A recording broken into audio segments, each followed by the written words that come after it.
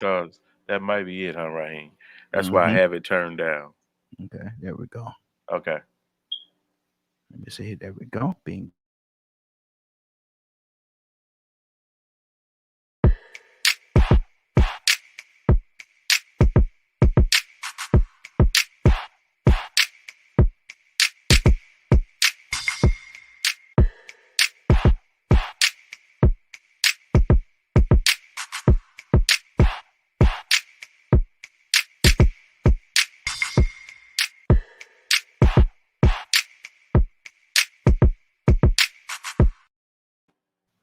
well, good morning, good morning, good morning, good morning, and good morning, everybody. Good morning, everybody. Welcome to another episode of The Morning Glow. Welcome to another episode of The Morning Glow. Got a great broadcast lineup for you this morning, as I hope we always do. And before we go another step further, before we go another little iota of a step, I got to say good morning to my brothers from another mother, but we got the same father. This is Captain Leonard. Good morning, sir. How you doing this morning? Good morning, Raheem, and the Morning Glow family. Good deal. Badger, good morning. How you doing this morning? It's another blessed morning. Yes, sir. See how many people are awake this morning. Yeah, no, they wake, they're drinking up their coffee right now.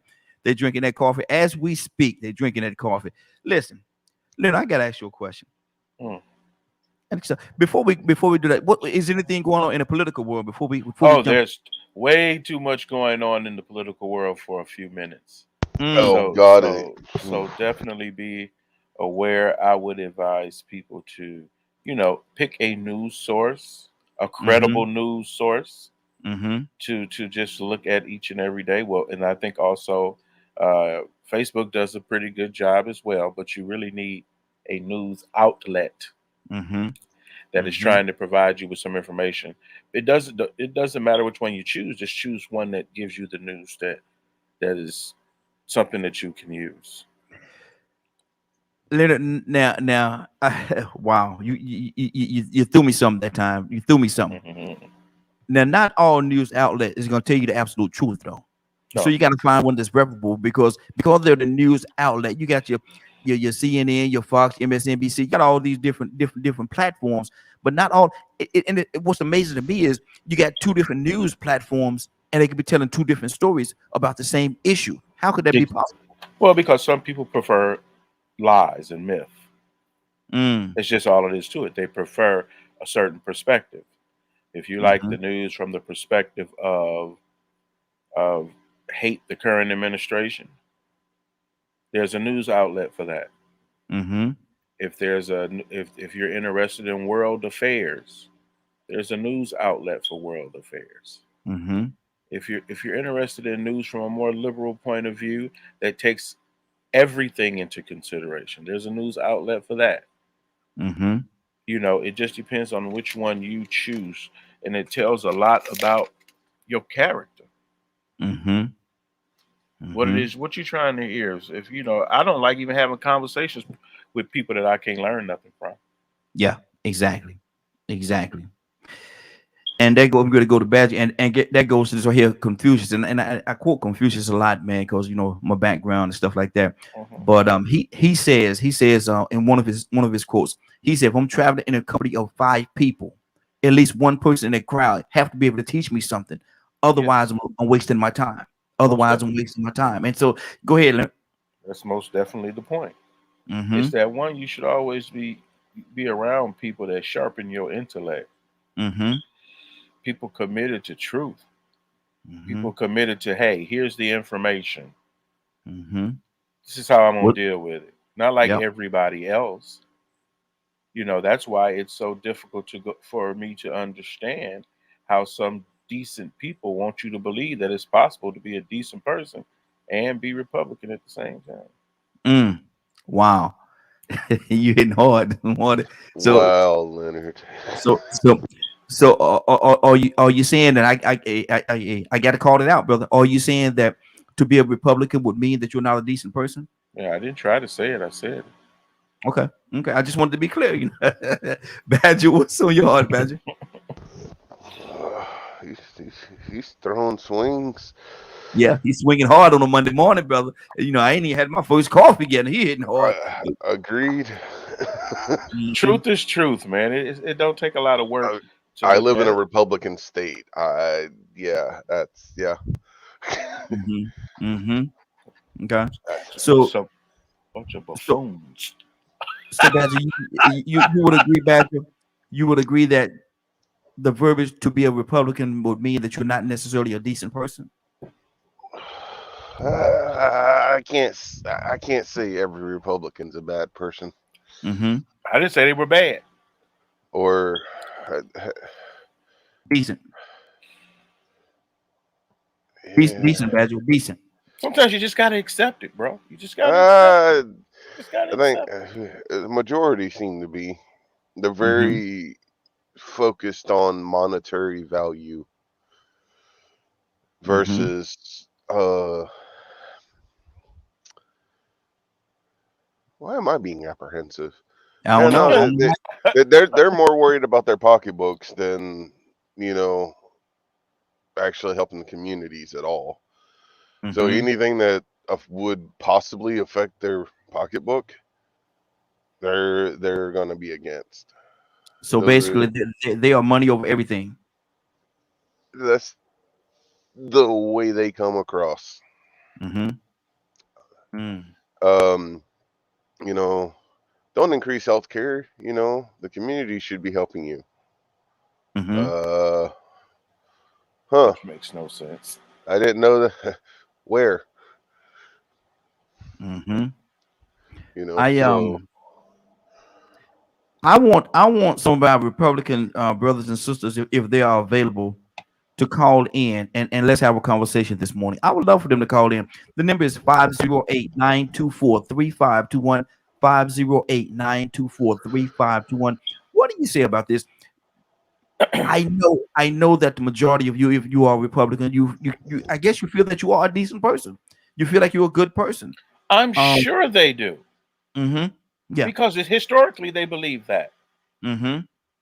The people in the Klan believe they're decent people. Mm-hmm. They do. They do. They Mm-hmm. honestly do. So, you just have to, I would advise the Christians, please keep praying for them Mm-hmm. if that's what you're doing.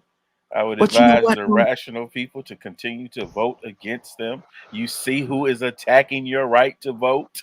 Mm-hmm. You see who is man, trying to disenfranchise people. You Mm-hmm. see who is trying not to assist America through one of the roughest pandemics we've seen in my lifetime. Mm-hmm. So the evidence is there. And if you choose that side, deal with yourself. Well, Leonard, I you figured it say out. pray. Hold on one second, Badge. Let me throw this in. You say pray for them and stuff like that, and you say that a lot of the Klan believe that they're decent people, but a lot of the Klan too say that they're Christian and they live and Yes, they base their life on Christian principles. right. It ain't Christ with the problem. Mm-hmm. It's men with the problem. It ain't got nothing to do with Christianity. Mm-hmm. Mm-hmm. It's men who have the problem. Wow. So I don't even know why you would talk about God in the situation. Mm-hmm. It's men doing these things, not God. Absolutely, absolutely. Badger, go ahead, brother. Those are the same Those are the same kind of people that think that as long as they go to Jesus and go, I repent, they get to go to heaven because Mm-hmm. they didn't weigh their actions. See now, I think Leonard would have a different stance on the repentance. What do you say to that, Leonard? Actually, I don't have a very big stance on repentance, is that it's a part of the process. If Mm-hmm. you want people to believe that you have any type of remorse for what you have done, period. Mm-hmm. If you believe that you have wronged people and individuals and committed sin, you should repent for those sins that you have committed. That's your business, not my business. And we're not here, and I can speak for me. I'm not here to play God, so I can't say who's going to make it into heaven, who's not going to make it into heaven. But I know that is a part of the process from my readings and my studies. There's a part of the process. You have to repent I of ain't what. even got to go to. I ain't even got to go to heaven. Mm-hmm. I just want to be right. Mm-hmm. That's it. Mm. I just want to be righteous. That's it. I just want to be right. God will decide what to do with me. Mm-hmm. Mm-hmm. But I mean, all this, you know, when people bring their religion into things, it lowers it's least intelligent Mm. because there's just so much rational thing, rational decision making that must be done, and the evidence is there for you to use. Don't go back Mm-hmm. to something you really don't know. I Mm-hmm. know you think you know, but you don't know Mm-hmm. that whole God thing. You don't really have that down pat. So you Mm-hmm. might want to just let that be what it is, and So then you do handle this business. Lenny, you put on a lot of you throwing a lot of punches this morning, brother. I don't know what you have for breakfast this morning, boy, but you throwing some out there this morning. If he's read anything I have, I understand why. A hit dog will holler. Trust me. Mm-hmm. Now, do you think that most people, majority of the people that say they're saved, and we're not gonna say Christians, whatever their spiritual belief is, don't know God? I mean, I don't care what you say. Mm-hmm. That's what you proclaim. Mm-hmm. That's between you and your Savior, Do you not think me. the way that they live should be a representative as to whether they do or not, right? I don't know. It depends on the deal they got. I don't know. Mm-hmm. I don't know what you think about it. Mm-hmm. But the rules are out there for everybody to see. You can read it. There's a bunch of discourse about it each and every day. I mean, I enjoy my affiliation with my church family and things of that nature and what I've chosen. Now, if you ain't Mm-hmm. happy with what you chose, that's your business. But Mm-hmm. to bring that into every conversation as if it rules your life makes you look very hypocritical when it doesn't. So basically, you don't like the people when you say, "Hey, good morning, how you doing today?" Well, oh, praise the Lord, thank you. And they go through that whole 10-minute. Yeah. If you ain't doing Christian things, why would you even mention it? It makes you look stupid. Mm-hmm. Mm-hmm. Badger. To claim you one thing, but do the opposite. That's pretty much what I was hitting at. Mm-hmm. You claim something in your action, it's a whole bunch of empty words. Mm-hmm. What's going Because on? Go ahead, Badger. Go ahead. No. Go ahead, brother. Because in my opinion, you know, if you're following Christ, Mm-hmm. you should do your best to live like him. Mm-hmm. Mm-hmm. That's If true. he is the way, then wouldn't the way he lived his life also be the way? Mm-hmm. Mm-hmm. 508-924-3521. 508-924-3521. Phone lines are open. These brothers, they hitting hard this morning, y'all. If y'all call, Right. be ready. They're hitting hard this morning. I'm boycotting the View, by the way, if anybody wants to join me. I'm boycotting it too, What brother. part of the View? All of it. All of it. Every part All of of every it. element. Every All element. of it. If Whoopi not gonna be there, we shouldn't be there. That's right. I can actually agree Happy with that. Black History Month. I don't know why she got in so much trouble over that. Because the Jews believe Because that they the can powers that be. make you say what you want to say and how you say it and everything, and they're the biggest hypocrites in the world. Next. If you want, if I want your opinion, I give it to you. Basically. Yeah, and if you don't say nothing nice about us, we gonna do what we can do. But I completely understand. That's what you should do. If you own it, you should flex like that. If you That's got your what you ball, should do. if you got your ball, you ain't winning. You got the right to take your ball home. Everybody stop playing. Thank you. And now that we know who you are, we should stop patronizing your show. I'm gonna Simple take as my that. ball. Y'all ain't gonna play. No. I didn't win, and I gotta sit on the side and watch y'all play with my ball. Man, give me my ball. I'm going home. And that's exactly what they did. Give me The my View ball. is nothing without Whoopi Goldberg. Nothing. But Leonard, that's just another example. And I didn't want to go here this morning. I knew it was gonna come up, but I didn't want to go here. But that's just another example of getting your place. We're getting your place. And not really that. We need to get past the simpleness of that. That's simple. This is pure hypocrisy. At its finest. At its finest. But it's time for those right people to stand up. Whoopi is on the righteous side of this conversation.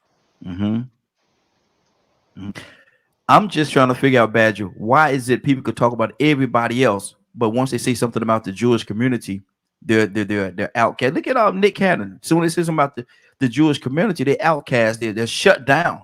But you can talk about it. You can get on that platform and talk about anybody else. Say anything else about anybody else. But once you start talking about them, Badger, it just don't sound right to me. What do you say, brother? I mean, if you have money and multiple different things in multiple different aspects, Mm-hmm. money speaks louder than words in this day and age. Mm-hmm. So, I mean, a lot of the people I've been around, I don't know if they would have that would have got that offended by that statement, to be Mm-hmm. honest. And So also, these seem to be very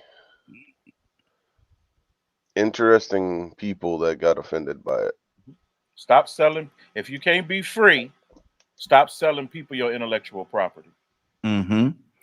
And I'm just trying to, Mm. and I'm just trying to figure out, Leonard, the comment that she made, and I know the answer to this question. I'm just throwing it out there. I know the answer to it. Was there any truth in the comment that she made? Yes, Mm-hmm. yes. But if you don't want to talk about it, if you don't want to be critical about it, Mm-hmm. you can be what you want. And like I said, if you're dealing with the people that controlling that particular part of your money, then they have every right to make demands. Mm-hmm. But now you must react to those demands. Mm-hmm. Go on about your business, Whoopi Goldberg. Yeah. Start your own. Thank you. I was Hmm. listening to Whoopi Goldberg long before she was on. I remember Whoopi had a radio show, all that type of thing. The only reason why I began to watch The View was because of Whoopi Goldberg, Mm-hmm. because I've always been interested in what she's had to say on stage, off stage, standing up for things that she believes in, and things of that nature. She's the righteous one in this conversation. And Whoopi is very celebrated, man. And the reason why I said that was the Oscar, the Tony, and No, she the and talent is no question. yeah. And she's very celebrated in our community and in the world. And so to do something, I think they could have did it could have been a better way they could have handled that situation. But No, they handled it the way they wanted to handle it. they wanted to It express their doesn't power. matter about the better way. They They wanted did to what express their power. That's Absolutely. what power does. It Yeah. don't work with you when it don't want to work with you. Mm-hmm. And people need to stop being under that impression. Just like many of the older people were sold this propaganda of somehow, quote, this was a right place. Mm-hmm. And it was based on godliness. And we were just about the right thing in America and all. That's a lie. Mm-hmm. Happy Black History Month. Happy Black History Month. Absolutely. Absolutely. We're gonna at least tell the truth 1 month. Mm-hmm. The whole truth. Yeah. Ain't gonna sugarcoat it. You're gonna Why? give it the shortest month. We're gonna get the hardest punch. That's what it Yeah. is. Yeah. Badger, what's on your heart, brother? In the political world, what's going on, brother?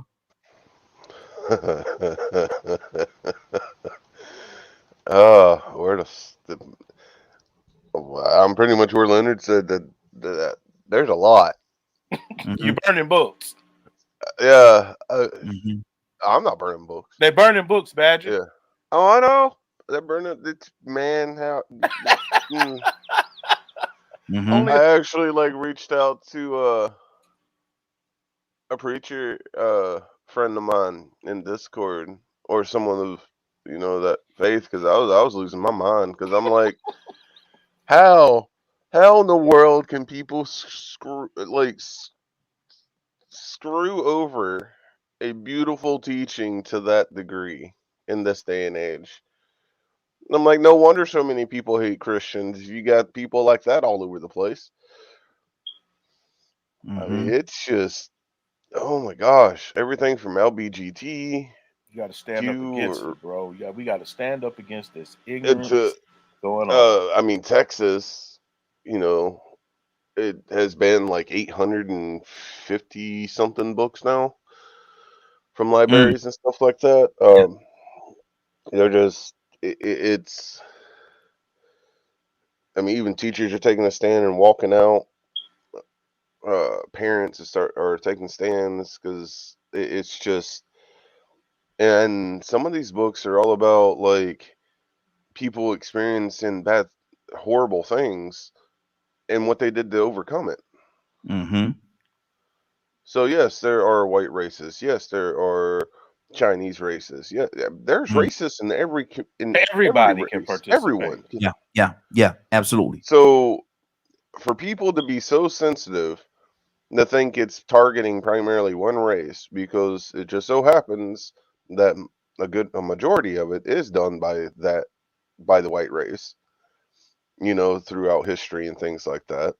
And me and a couple of friends were talking last night.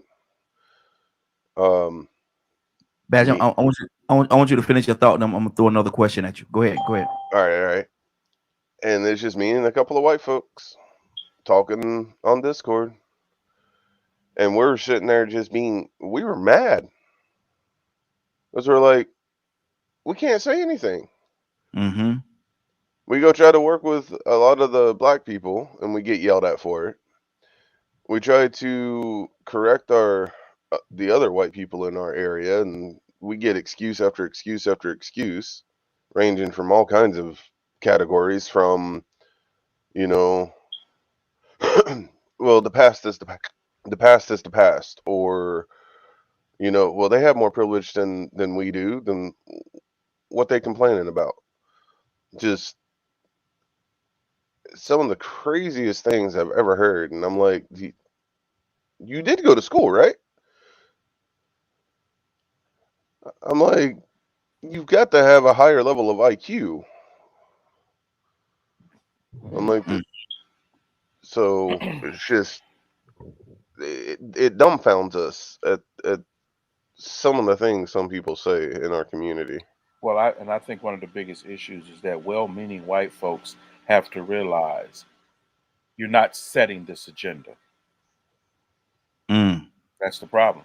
If I go to someone else's meeting, I don't try to change the agenda of their meeting. I join in helping them meet their objectives. Leonard, I'm actually. I know I said I have a question for Badger. I got a question for you, and we got our Toya with a T on the phone, and I definitely want to get to her as well. Leonard, what do you say? How do you feel about when there's a discussion about racism? There's a discussion about racism and killing black people and stuff like that, and then you have somebody that's non-black come in and say, "Well, what about you all killing each other?" I mean, is that a way of turning the narrative to something else and getting away? Because I know how you feel about sticking with the narrative. I know how you feel sticking with the agenda. Yeah, exactly. And so when that is said, that has a potential. If you're not careful, that one implementation of that comment would curve the whole conversation or something totally different. How do you feel about that? Well, one, in my meetings that I've had, I'm very specific, and I lay out the rules for conversation to begin with. Anybody in there that's trying to take away from that agenda will be asked to leave. Period. What gives you the right? We working on something here, but you want to weaken the work that we do. See, that's the problem that people make. So you think that's if I come to your house, I don't try to change what you do in your house. So you think that's the motivation, that they're trying to change the narrative, or trying to change? No, they're trying to do what a lot of people do. They're trying to include their issues in that narrative, and it does not fit. It just doesn't fit. So one, if I'm in a meeting with my Hispanic brothers, and they've asked me to come, I'm helping them with their agenda. Yeah. I'm not trying to change it. I'm not trying to add my action items to it. I go there to really help them. Don't tell me you coming to help me, but you coming just to change my agenda. My agenda is to destroy white supremacy. First of all, if you don't believe in it, there's no reason for you to be there. If you can't see it, I can't help it because you can't see it, or you don't accept it, or what have you. Move on. Go get in where you fit in. Because I ain't never tried to change nobody's agenda. I'm always going to help people do what it is that they're trying to do. I'm not going in there trying to make it what I want to do. That's good. That's the issue. Toya with a T, good morning. How you doing this morning? Good morning. Good morning. How you doing? Hey, doing good, doing good. Good to have you, sister. We're asking a question. What do you say about that, Tori? How do you feel about that? The minute is based on black violence and stop, all this black killing and stuff like this. And then you got somebody that come in there that don't necessarily look like you. Say, well, you can't have this meeting because y'all killing each other too. What are they doing at that time?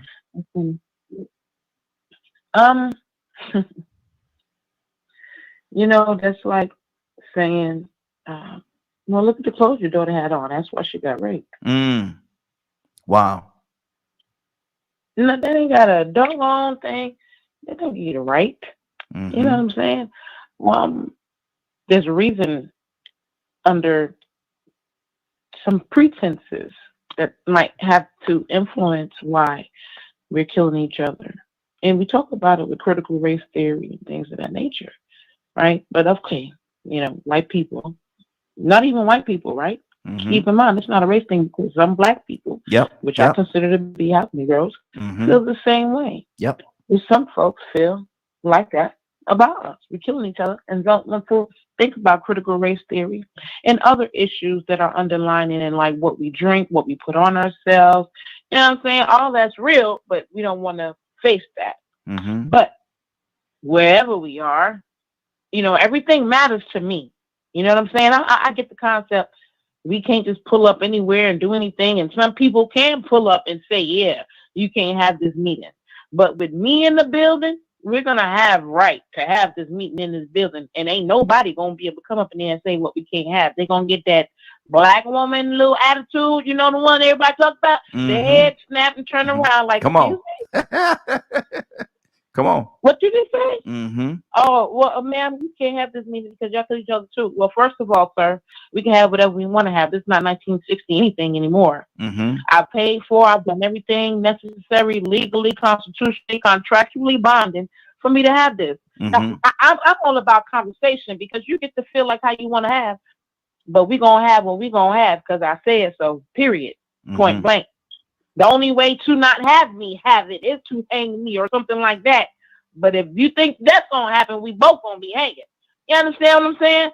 But you, like, in this day and age, doing things the right way, a human being can't come in there and tell you we can't have that because this is what we're talking about.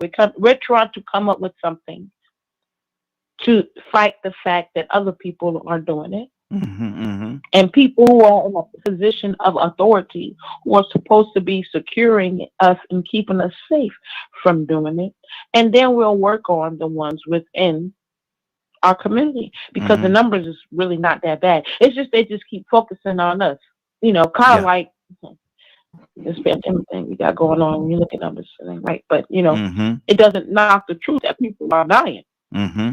You understand what I'm saying? But no, you can't. Who are you? Who you think you are? But see, that come with that privilege, right? Because when you a KKK born, written, privileged, used to doing what you want to do kind of person, then of course you think you would have the audacity to open up your mouth and say to somebody, hey, that's why you got raped because you had them clothes on. Because your pants come above your knees and your shirt is too fitted. That's why you got raped. You deserve to get raped. Wow. That's the same thing to saying, well, y'all kill each other anyway, so don't come over here talking about why police kill people. Don't come over here talking about why George Zimmerman shot somebody. Don't come over here talking about the white guy got out and shot the black kid because his music was up too loud. It was that serious where he had to get out his own truck and shoot somebody because music was too loud, because you didn't like it.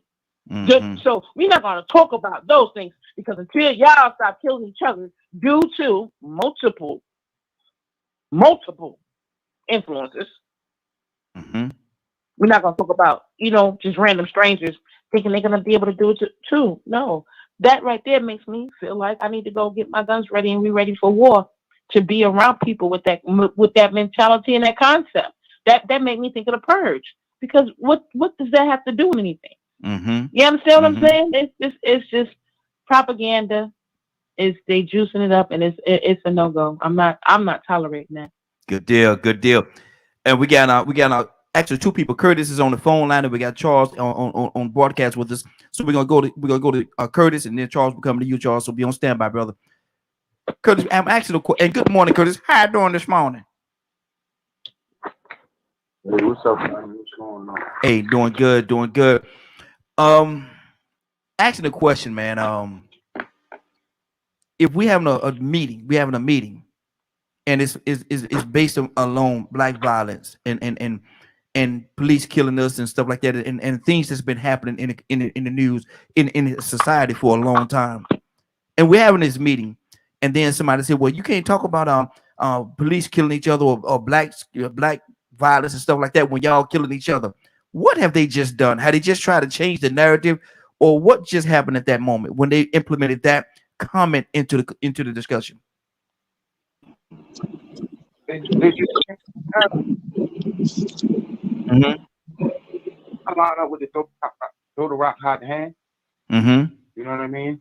Mm-hmm. They just changed the narrative. And here's the thing that always Latoya just said a mouthful. Yes, said, like, absolutely. Here's the thing that always bothers. Here's the thing that get left out of the conversation, right?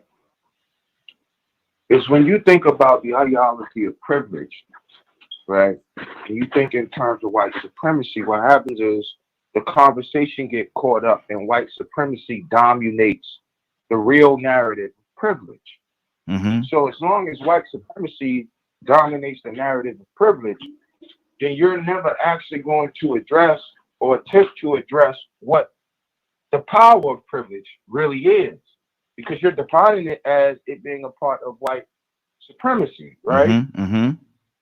So a lot of folks, they don't even recognize, they might not even feel the way that the normal white supremacists feel, but the power of privilege is just not in you hating black folk or Jewish folk. The power of privilege comes when I'm riding down the street. I'm a black guy. I'm riding down the street in this 500 SL, and this white guy is riding down the street in a 500 SL. We ride past the police jump out and pull me over. Mm-hmm. The power of privilege is, I hate to go this drastic, but the power of privilege is Jeffrey Dahmer.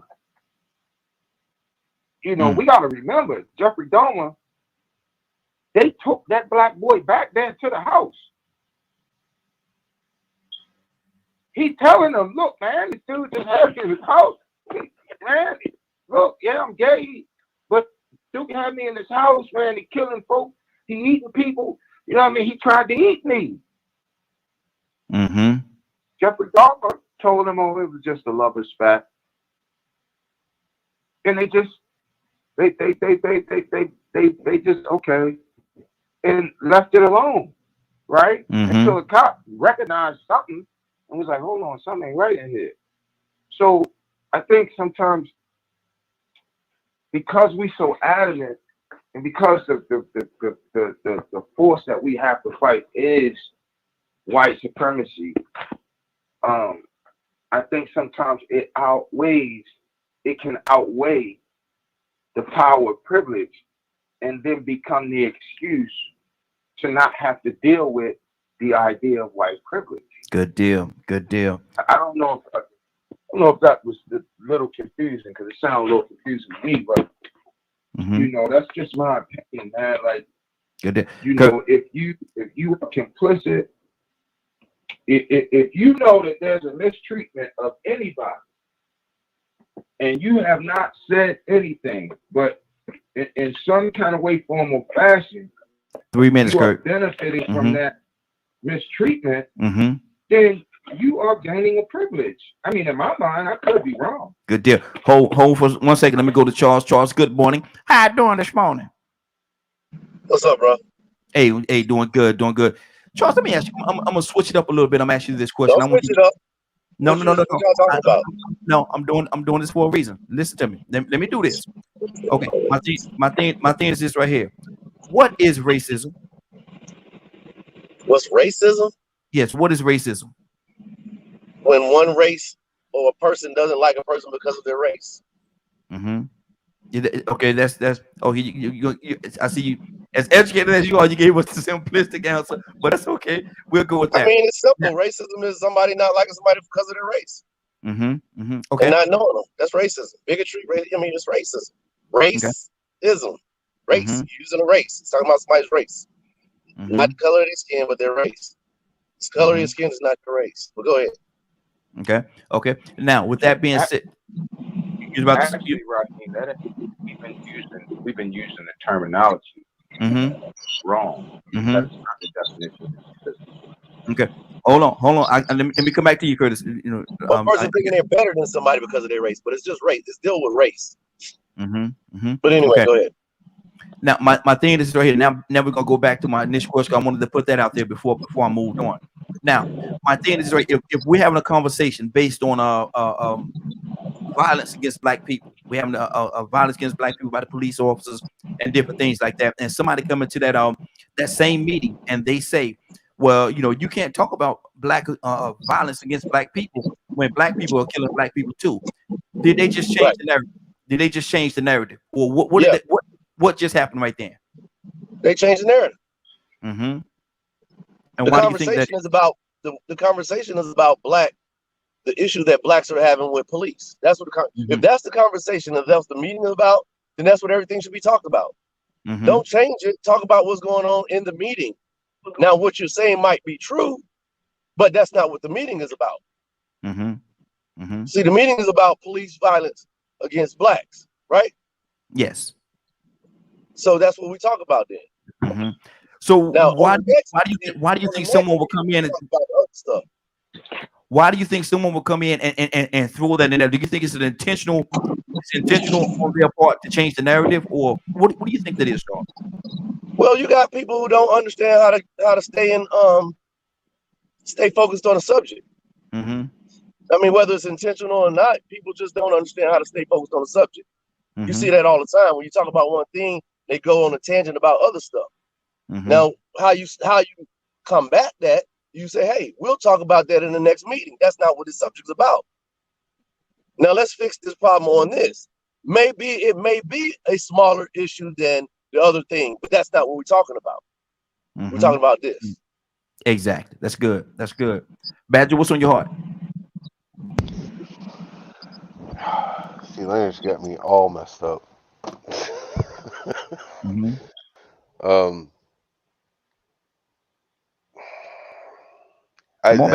Anyone that walks in there or walks into a meeting like that and starts throwing other things instead of like looking at the actual conversation, the facts and everything else, just to me has an alternative motive.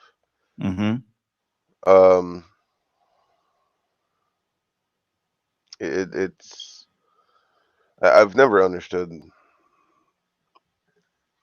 things like that. See, Leonard's got me thinking about Republicans, so I'm like trying to separate them. Okay, let's stay where we are. Let's stay where we are right now. Well, I mean that's kind of, it kind of falls into the same boat though. Come on, let's stay with the meeting. In the meetings that I've been a part of, you know, when topics like this come up, there's always a one or two people that are always like that bring that stuff up. You know, and even I've asked them, I'm like, why are you bringing that up? And they're like, well, we can't forget about that part. And I'm going, you know, if we work on this one, we can work on one thing at a time and eventually get to everything, right? There you go. There you go. I'm like, so now you're adding and trying to complicate everything by throwing all this other random stuff in here. And we're still going to have this same problem, but it's going to be split because we need to focus on, 10 different things. That's a really good way to keep us separated and our minds not focused on one thing at a time to make sure we get that done. That's not logical. That's good. That's good. Leonard, what's on your heart? Told you what the tea coming to you next. Well, just listening, like I say, racism is what it is. You can go look it up. Don't try to change the definition. It is what Okay. it is. What is your definition, Leonard? If I were to ask you that same question I asked Charles, what is racism? It's prejudice. It's prejudice or discrimination, antagonism directed against a person based on their uh, membership in a particular racial or ethnic group. It could be. Mm, It could be. It could be whatever someone wants it to be. I like how my man Kurt pointed out the difference between white superiority and white privilege. mm-hmm, mm-hmm, Everybody just can't go with their own definition, or we're not going to be able to have an intelligent conversation. mm-hmm, And there are certain people who know in conversation, the assumption is because you've had this conversation regular times, you know what they mean. You don't want to be facetious, mm-hmm, but to Badger's concern, trust me, you go to some more black meetings. You'll wind up walking out meetings most of the time, mm-hmm, especially when the person that's in charge can't keep control of the people at the meeting. Because one, I'm a type of person, I'm real particular about my time. mm-hmm, If I'm sitting there 10 minutes and you ain't on track, I'm probably leaving. I don't want it like when you have people come in, well, what about this? And it could be just black people. It don't have to be no white people in the room. If I'm doing a police brutality discussion and you come talking about, well, 400 years ago, get out. mm-hmm. I ain't got time for 400 years ago. Mm-hmm, That's why you don't get nowhere now, because every time we have a conversation, you want to talk about 400 years ago. mm-hmm, I'm talking about the next 400, but you won't talk about the other 400. mm-hmm, We can have this saying I'm not saying we don't talk about it. We're just gonna have different meetings. mm-hmm, We talk about what I talk about on Monday. We can talk about what you want to talk about on Tuesday. But it's not to say that what you have to say is not relevant. It's that at some point you got to get something done. mm-hmm. And sitting around chit-chatting about what happened ain't the way to do it. Mm-hmm. Come on. It's just not. Think about it, man. If I get hardworking people to take an hour out of their day to come together, I at least should have the common decency Mm-hmm. to stay on topic. Yeah. Or to be prepared when they get there. Mm-hmm. To be on time. Mm-hmm. To make sure that the meeting is over when they said it's over. Because I can guarantee you, if you got me, I've done it with you before. Mm-hmm. If you say it's over at 10, I'm ready to go at 10. Yep. Y'all keep talking. Y'all keep talking. Just without me. But just without me. That don't mean the conversation has to stop. It's just that you said 10 o'clock. So that's what I'm adhering to. 10 o'clock. Mm-hmm. Mm-hmm. So once we get past those types of things, we won't have so much problems with mixing together to work on things. Because one, that is usually the case. And that's why it takes a facilitator in a lot of things to keep people on track, to make things move forward, to get something accomplished. Exactly. Toya with a T. Talk to me, sis. What's on your heart? I mean, well, I think first and foremost, the fact that for someone to even make that comment, that's selfishness and insensitivity. Mm-hmm. Because like everyone's saying, that's not who they're talking about. So how dare you try to come and switch the narrative? But I don't know, but isn't that like the narcissistic thing to do? Mm-hmm. Like we know that it's true, but I'm still not gonna let it reflect on me. I'm gonna let it reflect on you. So it's still, you know what I'm saying? I'm still flipping this thing around again. You know what I'm saying? Mm-hmm. I don't think that we even actually notice sometimes how we do our things as races, because Black people kind of got our own thing too. You understand what I'm saying? That I don't think we pay attention to, but still not influenced on the levels on which what we're experiencing as a race. And it's not fair for you to feel like you want to be a part of the conversation just to negate it. You know what I'm saying? Mm-hmm. That's, I think, like etiquette. Right. You know what I'm saying? When people are having a meeting, they are trying to find solutions to stop a certain thing, because you got to pick your battles, and if someone's going to pick on, I mean, that's etiquette not to come in and say, well, what about this or what about that? Mm-hmm. You know what I'm saying? Mm-hmm. And these are things that we need to pay attention to, because if you're around people that do that, especially, listen, when it comes to being Black in America, we will always have to be followed by the history of it because we experience it. So it's a real pain in the neck when people be like, oh, just paying no attention. No, not when the hell we still going through it though. You understand what I'm saying? Sorry. You know what I'm saying? Like we still living through it, but you still talking about, oh no, it don't happen, and all what you go through. But that's mad selfish to talk about what you going through when you just saw on TV. Again, y'all, this is the kicker for me. When you see this man who is he's a police officer, and he put his knee on somebody's neck and choked the life out of them. You understand me? That changed the trajectory on white people for me, man. That took me back to Mississippi burning, and all bets is off now with y'all. Because what you capable of? I thought all this stuff that was kicking the set wasn't real. I thought that up until George Floyd. So when you come in a meeting talking about why we need to fight against white people who feel like they're privileged enough to do something like that because of to when we are black, get away from me. What is it you don't understand? I'm just aggravated by them coming over here with an itchy blanket, taking everything.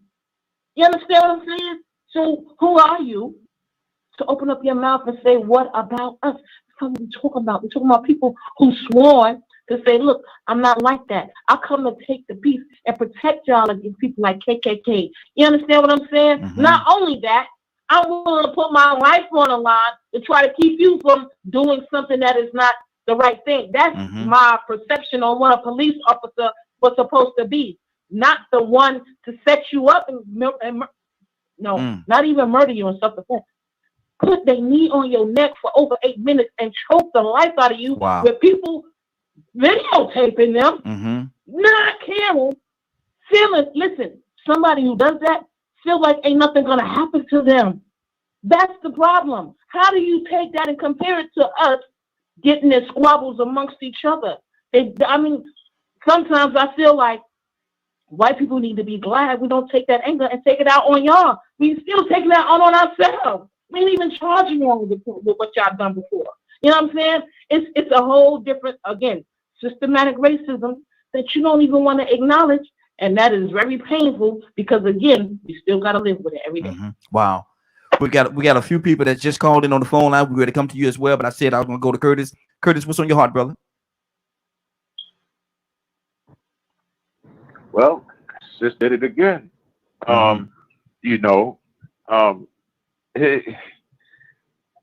Listen, Confucius said something that will stick out in my mind for the rest of the days that I'm alive. Confucius said, ignorance is the night of the mind, a night without moon or star. And I keep saying to myself, can you imagine how dark that is? That you have a nightfall, and there is no moon and there's no stars in the sky. Can you imagine how dark that is? So to me, that explains just how deep ignorance can go. But when you speak in terms of systematic racism, even when you use the prison industrial complex, see, there's things that's thrown out there. You gotta understand how these people fudge numbers to suit their own narratives. Just like every time we hear the word welfare queen, certain folks will stand on the fact that black folk get welfare, as if black folk, and they will stand on it as if black folks are the majority of the people that's getting welfare. When we know, according to real and true statistics, that is a lie. When you think in terms, it's the same thing that applies in terms of the prison industrial complex. Oh, the prisons are filled with black folk. The black folk way outnumber the population in prison. Well, that is true to an extent. But if you look at the real data, and you look at the overall prison population, there's more white folk in prison than black folk. Here's how they skew the numbers. And it's easy. You don't even have to be a statistician to do it. You could have 1 year, in college, they make you take 1 year statistics. Everybody got to take one semester of statistics, especially if you're going to social work, right? It's an easy formula. But what they do is, what they don't tell us is, these statistics are driven by the percentage of population. So with black folk being 13% of the population, then it's safe to say, and it's true to say, that we are 84% of the prison of the prison inmates. What they see, because they didn't tell you that additional piece that, okay, this stat is driven by the population percentages. All they do is tell you that we have the higher percentage in prison inmates. Why? Because if they tell you that it's driven by the population, then they have to be true and tell you that, okay, considering our overall population, it is not black folks, it is white folks. If they just do the regular numbers, just 3 minutes, give you Curtis. the regular numbers. You see what I'm saying? Like, they outnumber us. How do you think the Aryan Nation is so powerful in the prison network? Good. Yeah. You think they powerful because they the minority? They're not. Good. Got to keep it moving, Kurt. It's just. Hold on, brother. Let me get my thought. Okay, finish your thought, brother. We had 3 minutes. We over 3 minutes actually. Go ahead. Give it to me.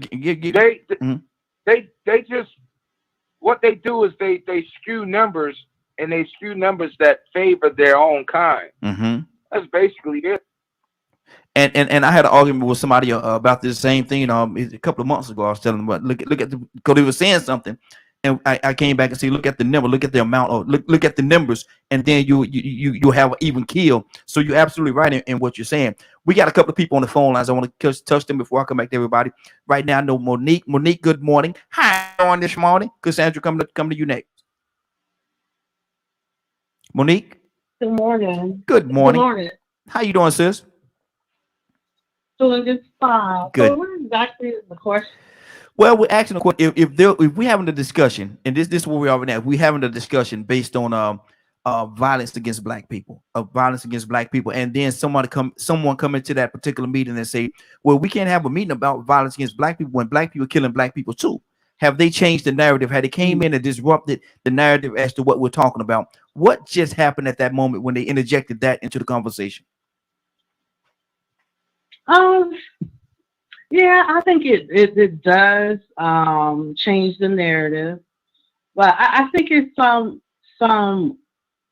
unconsciousness that, for us as a black people to defend, to defend, let me see how I would say this. To defend, against, white racism. And I don't know if they even realize that they're doing it.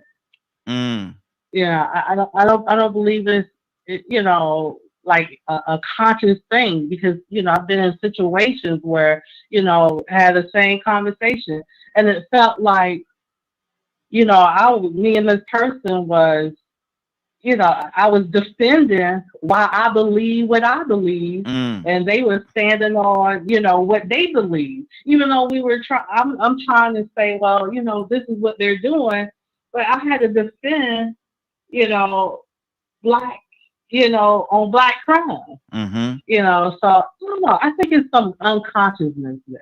Wow. That they don't even I don't think they realize what they're doing.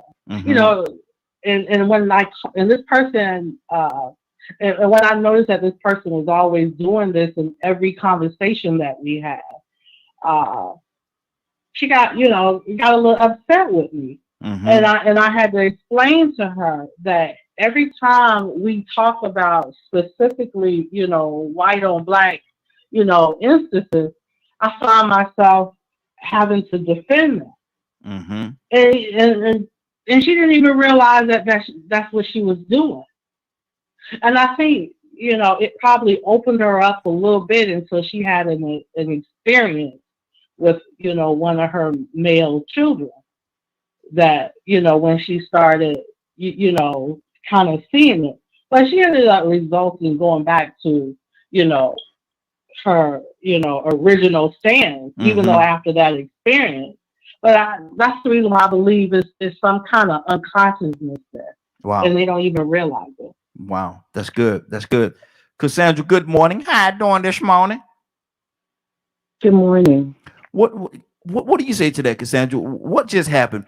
We talking about this thing. We deep into this conversation. We're deep into this discussion. It's a meeting that we have a lot of people there. We're talking about the violence against black people. Then all of a sudden, this one person raised their hand and they stand up. Well, we can't talk about violence against black people when black people are killing black people too. Cassandra, what just happened to that meeting?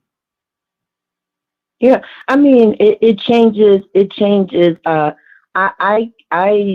feel like people deviate from the subject at hand when it makes them uncomfortable. Even black people. I've heard black people say ignorant stuff like that. And I'm like, what does apples have to do with oranges? To me, it's two totally different things that we need. Systemic racism in the United States, which is the unfair treatment in our legal and our laws and regulations that affect Black people specifically, that is the issue at hand. And personally, because I'm an activist and an advocate, and because I've lost my nephew to police violence, and we are fighting right now to get some laws changed, my family, this conversation for me is like a no-brainer.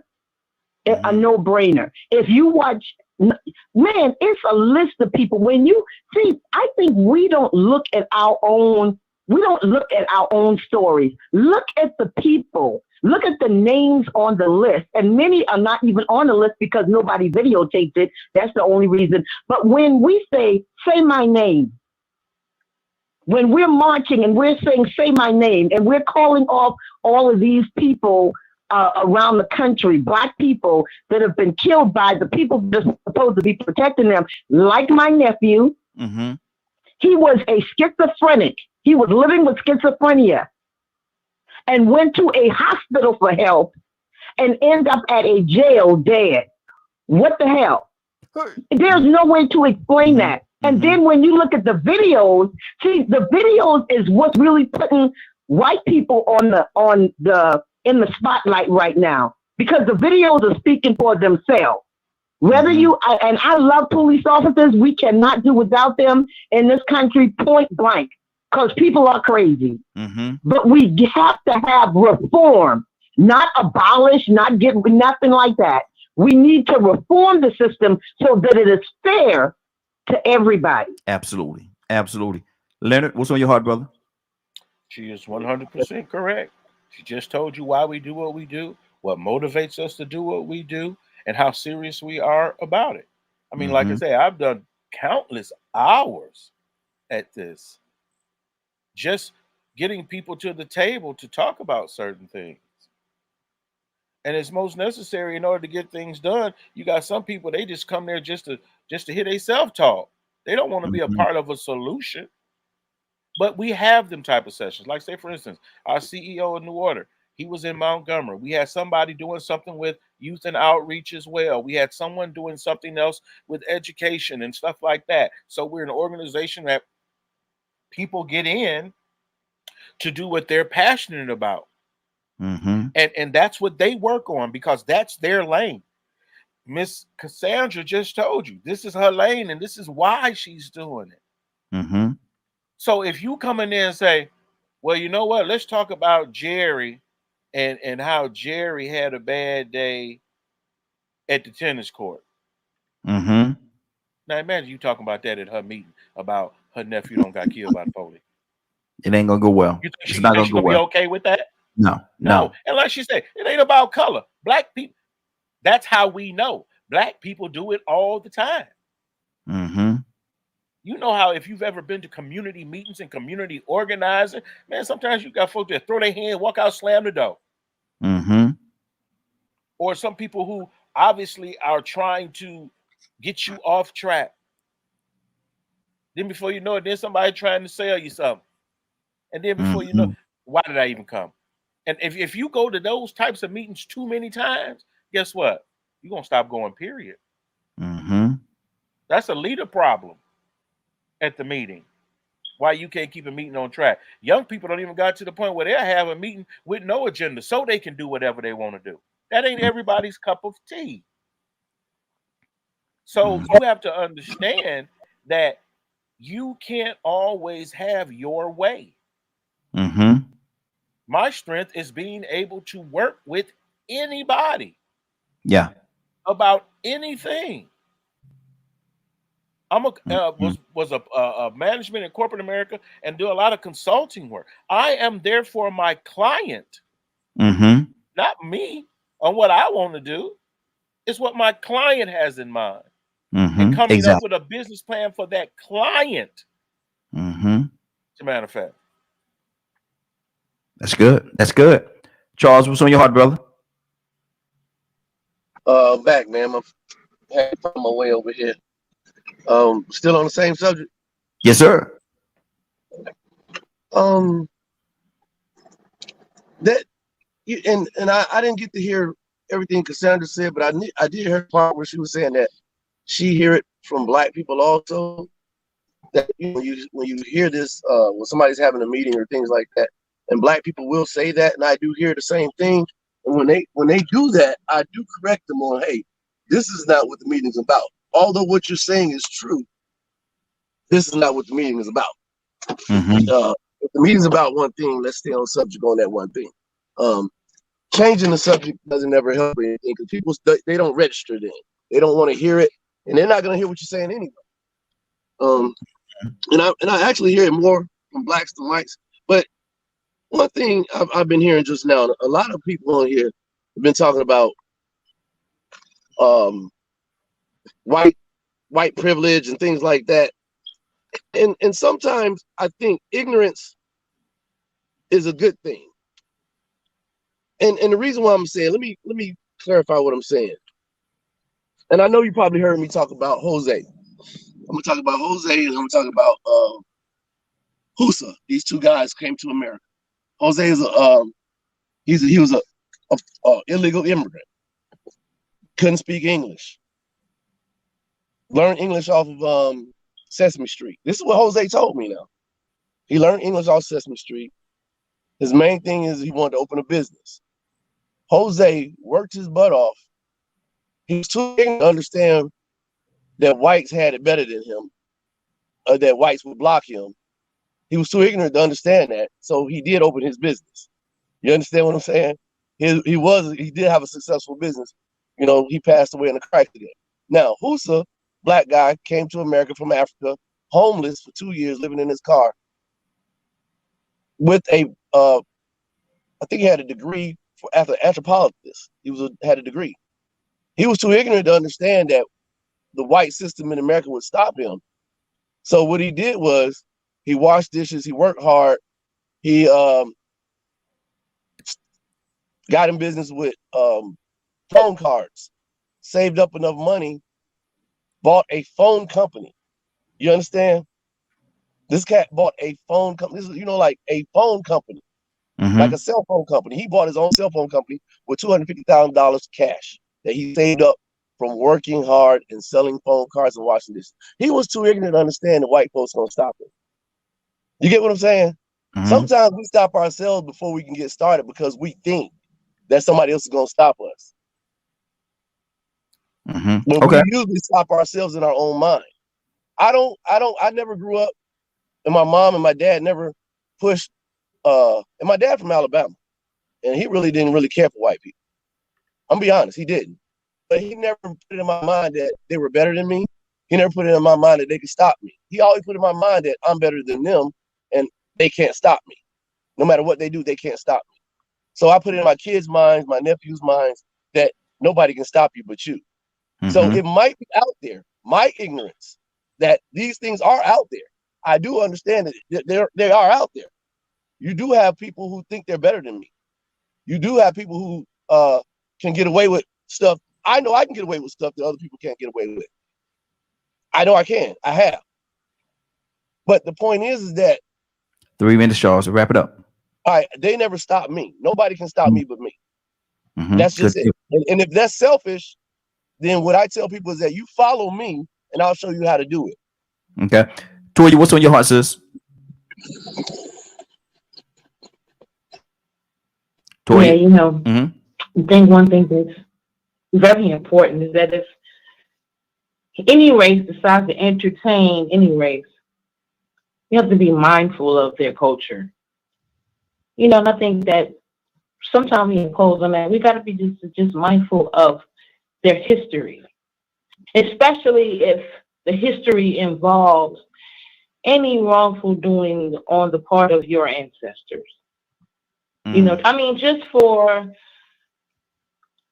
heart's sake, you know, just for the sake of being a human being and don't want to come off feeling like you just dismiss the things that happen to their ancestors by yours. I think that alone should be enough to be able to say, hey, maybe this might be, you know, even if you feel like that, because you got the right to feel however you want to.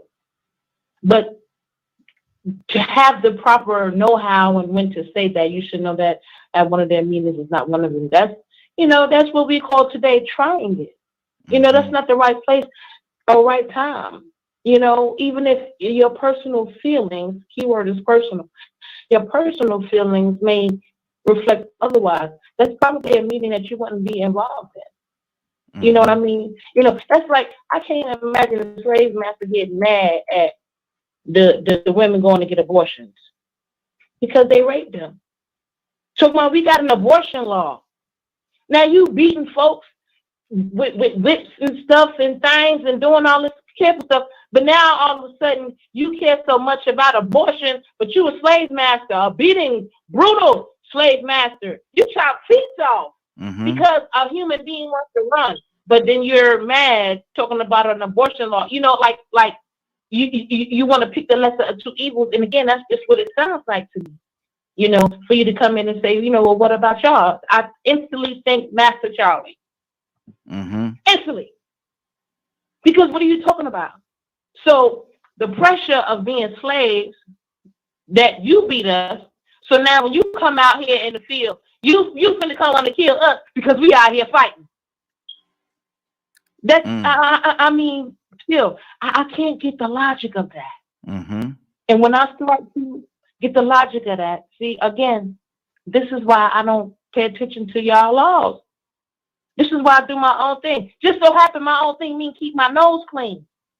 But as far as trying to follow and be listening to what, you know, I can't protect myself because, use the law or no, and use Master Charlie, I bet now. See, we're not going to do that because your filter for empathy when it comes to brutal death, your monitor don't work. You know what I'm saying? So I that's why I just keep my nose clean, y'all, because there's too many, you know, speculations of people and places that can make something happen, and we still acting like it doesn't. Exactly. Wow.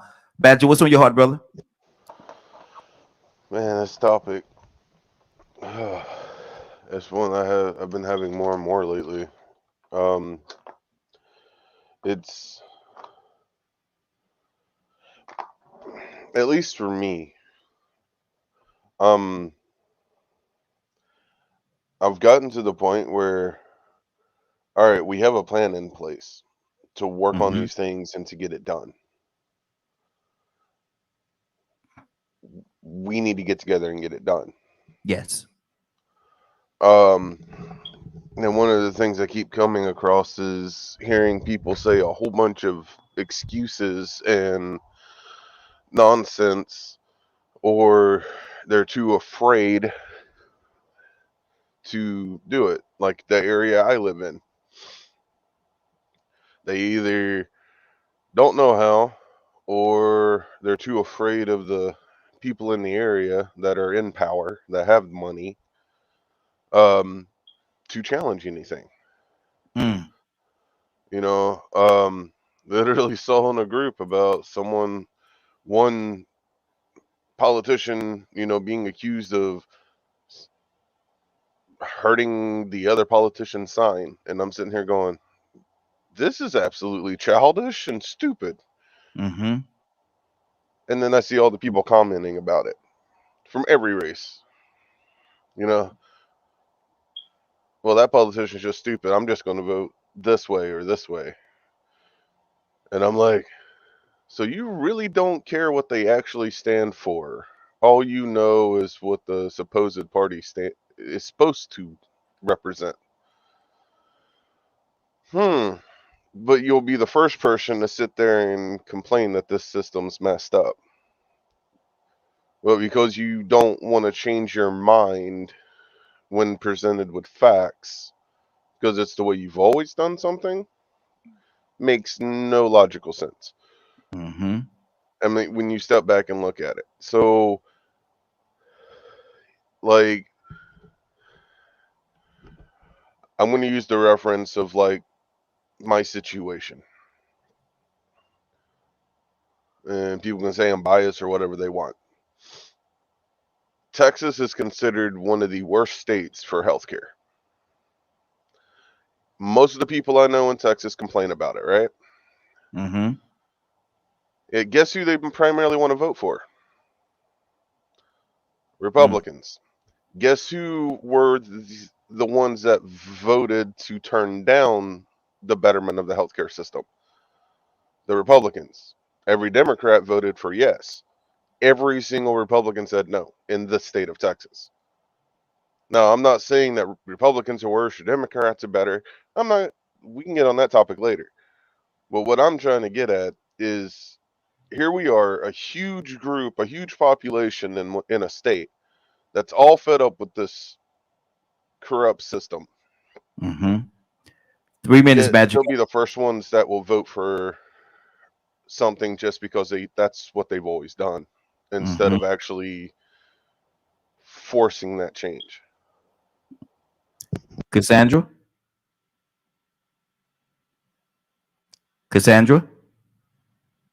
Yeah,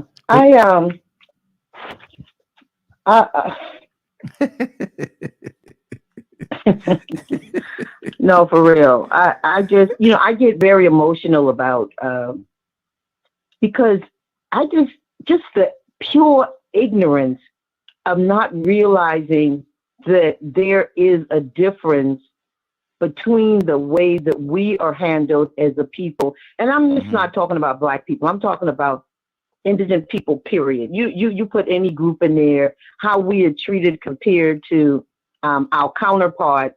This country is still stuck when it comes to race and equality and justice. Mm-hmm. They're stuck, and anybody that does not believe that, you're stuck.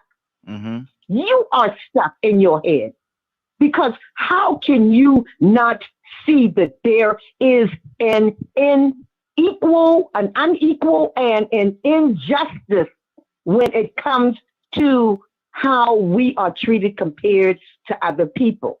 Mm-hmm.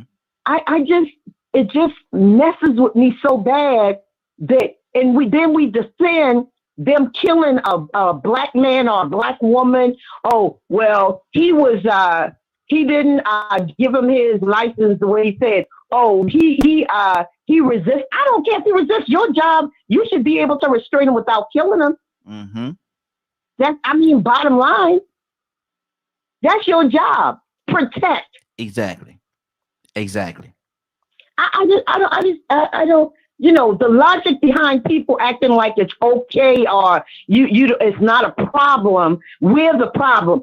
We're getting killed, but we're the man. Okay. Hey. Leonard. Sir. Public citizen, want to read that for me? Why do African immigrants do better economically than ADOS people? Because they're not Americans. That's why. They have a whole different mindset. They don't have. They probably haven't dealt with racism per se as it relates to America. They don't have the propaganda and things that African Americans have. So they come over here as people trying to survive, regardless of the color of their skin. They're just trying to survive and make it better for themselves and their families and their families. They don't identify with being American. They don't have any background with being. This is an American issue for the most part, and it's steeped in our history and where we came from and how it all started. That's why they don't think that way. As T.D. Jakes once said when he was traveling in Africa and wanting to know, asking the African, why y'all look down on us? Why y'all do this? And just comparing things. The difference is he is what Africans are, what African Americans would be had they not been slaves.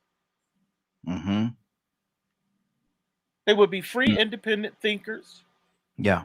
Foraging their way in whatever part of the world, because we do know that they had passports as well. When before passports were required, they were traveling the world. Everything.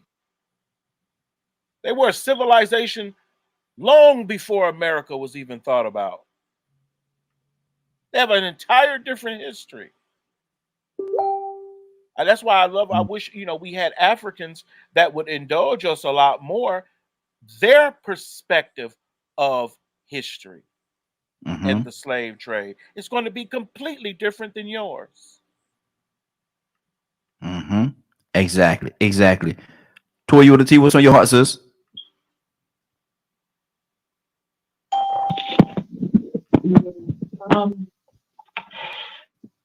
Very valid point about, the African.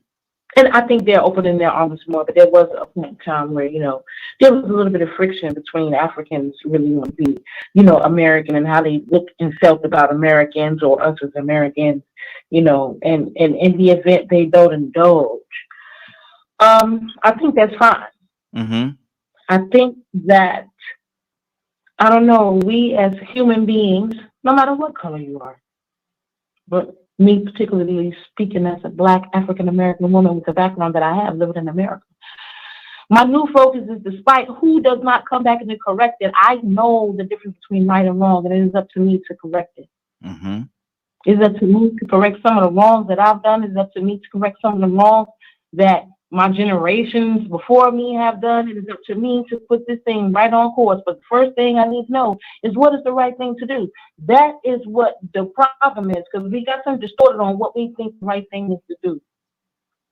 Because if what you think the right thing to do, my thing is this, listen, if your officers think it's okay to put their knee on necks, abolish it then.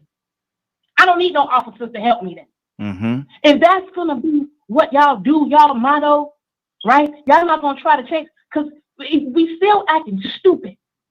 Abolish, reform. Well, we got to say something for you to pay attention to what's going on here. And again, if your method of policing involves putting knees on necks and again, okay, and just look at what happened from way back. Let's go to Emmett Till. Let's go to Trayvon Martin. Let's go to all of this. If y'all still think it's okay, then I'm cool with you taking it away.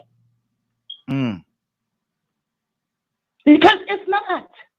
And then we sit now we come with another excuse. But what about y'all? So once again, Master Charlie, because you want to brutally beat, murder, rape, put us in unequal opportunities, and again, not to mention all the other influences. Now you mad because we fighting against each other, Master Charlie? Because we're killing each other, because you don't have the privilege to kill me. Now you mad because we fighting each other. You sound like Master Charlie. And see, that right, for me, that put me in a Harriet Tubman mode. What you say, Lord? Knock down giants, that's what I do for a living. And that's why I feel where we are in America now with whoever. At this point, you could be Black and feel like that. That put me in David mode, because that is not right. No matter what race you are, if you feel like that is okay, if you feel like Oh, well, he gave somebody a $20 $1 bill. And it's okay for police officers to protect and serve us and put their knee on somebody's neck or brutally shoot them. The things that's been going on. If y'all feel like that's okay, then abolish them then. I'd rather just fend for myself because that's what I'm doing anyway. So we're really not going to be adults and acknowledge things for what they really are. If you really feel like it's okay for you to kill somebody over a counterfeit $20 bill, that's the problem. That force will never die. As long as y'all feel like, oh, committing crimes is worth you dying. Oh, you're a prostitute, you deserve to be killed, murdered, and thrown on the side of the road, and nobody does your case properly. That's just a waste of money. That's the problem. Wow. Wow. Toussaint, good morning. How you doing this morning? Man, I'm all right. I'll tell you what happened. What happened? I don't know if you're ready for this. But you know how they usually say I'm trying to make $1.58? Yes, sir. I got 2 nickels missing somewhere. So you only got a nickel. God almighty. Boy, they done did it. They done did it to you again. Lord. What we gonna do? Oh my God. God almighty, got to be more careful. But Toussaint, man, we talking about what we're talking about this morning is we're having a meeting.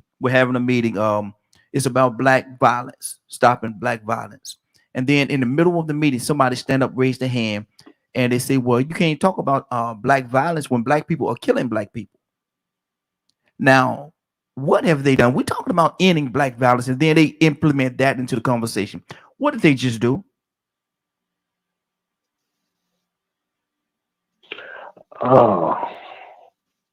To show how irrelevant that is to them, really. Really is to the point that what they're really saying is what y'all meeting about really don't make no difference. It doesn't matter. And they're trying to point it out and justify actually the reality of it. But then to them, they're just saying what you're talking about is insignificant. It's a norm. It goes on. It's been going on. It's like I don't know how to really put it, but you know, I was hoping that you had got past this conversation because I don't. Some things I don't know. There are some people that you ever heard the phrase that you be bringing in the fact that actually like reparations.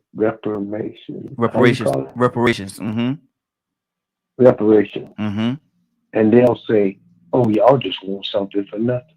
Same type of conversation. Wow. Kurt, what's on your heart, brother? If you really, I'm sorry. Go ahead, Toussaint.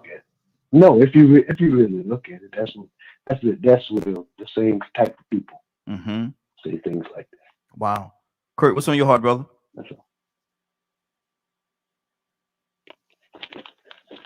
In terms of what Toussaint just said. I was talking to a constituent of mine. I'm at work. Okay. Bring it back, Toussaint. No, when somebody, if they say, well, y'all killing each other, the same type of people say that when you talk about I can't pronounce the word. Reparations, yes. Reparations, they'll say, oh, y'all just want something for nothing. That's the same type of people. That's what Well, you know what's on my heart with that. You got something for nothing. That's a simple thing to say. Oh, you got something for nothing. Just the fact that we want to tell ourselves that, or we even want to begin to accept the bull crap that you're getting something for nothing. It's a form of It's a form of I don't want to say mind control, but come on, like what makes any one group of people deserving of capital gains at the expense of other people? But when the other people wake up and say, "Hold on, I'm not working for free no more," you know, I don't have to do that by law. I don't have to do that. What makes it acceptable and or right? You say, "Oh, you want something for nothing," when your whole heritage has gotten the intergenerational wealth for free. You got something for nothing, so you already got it. It's not good enough for everybody else to get it. That's what you're saying. So that's my rebuttal to that. It was okay for you, but it's not okay for me. It was okay for your people, but it's not okay for mine. It's okay for your people when money is owed to you. You can do everything to destroy my character in terms of my credit report. You understand what I'm saying? My credit history. You can do everything you want to destroy that of mine. But then when it comes time to destroy that of yours in the same means, oh, that's not acceptable. You know, remind me of a little Caucasian kid that smacked the little black boy, and the teacher didn't do nothing about it. Little Caucasian kid come back a week later, smacked the little black boy. Little black boy smacked the life out of him. Smack him back. They put the little black boy out of school. Well, hold on. What happened when he smacked the little black boy? Oh, little Johnny was just a little upset. You know, his mother and father was getting a divorce. Okay. This little black kid, his mom and dad ain't getting a divorce, but they ain't in the house. You see what I'm saying? So, no, I don't really understand where this ideology comes from. I don't understand where, you know, people speak words that go against the further accomplishment and the establishment of their own people. I don't understand it. I'm so livid right now. Right. Yes, sir. It's just like they use for target practice black faces. You understand what I mean? It's just a target. It's just a target. I don't see what the problem is. Why are you bringing up issues that don't matter? It's just a target. Wow. Ain't that the comment? Programming, brother. It's all about programming. Monique, what's on your heart? Monique? Yes, I'm here. Okay. I just wanted to comment on the question about why do the Africans, you know, do better economically than the AOs. And just from my experience with you know, African, may it be West African or South African or even North African. I think, like I dated this guy that was from Tanzania. And what I didn't realize is that once we started dating, you know, I noticed that he would always buy like a bunch of like toilet paper, you know, even in, you know, 18 years ago, you know, he would just buy a bunch of toilet paper, you know, next thing you know, we were buying a bunch of toothpaste, you know, and what I found out is that he was the president of the welcoming committee. And what that meant is anytime somebody from that's Tanzania, from Tanzania, regardless of where at in Tanzania, they will welcome them. They will set them up with a place to live. They will, make sure they have a little piece of a job. It don't have to be no, major job, but just something where they can earn money. And, and their mindset is just get over here however you can get over here. We got you. So I think that's the difference.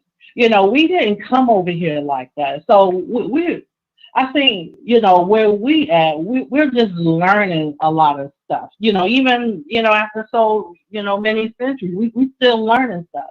And another thing too, I believe, just me dealing, with Nigerians, they have international connections. We don't have international connections. And then some of them come over here with money.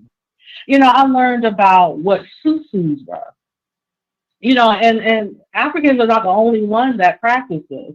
Even Asians, practice this. Where they pool in money and they come over here with money.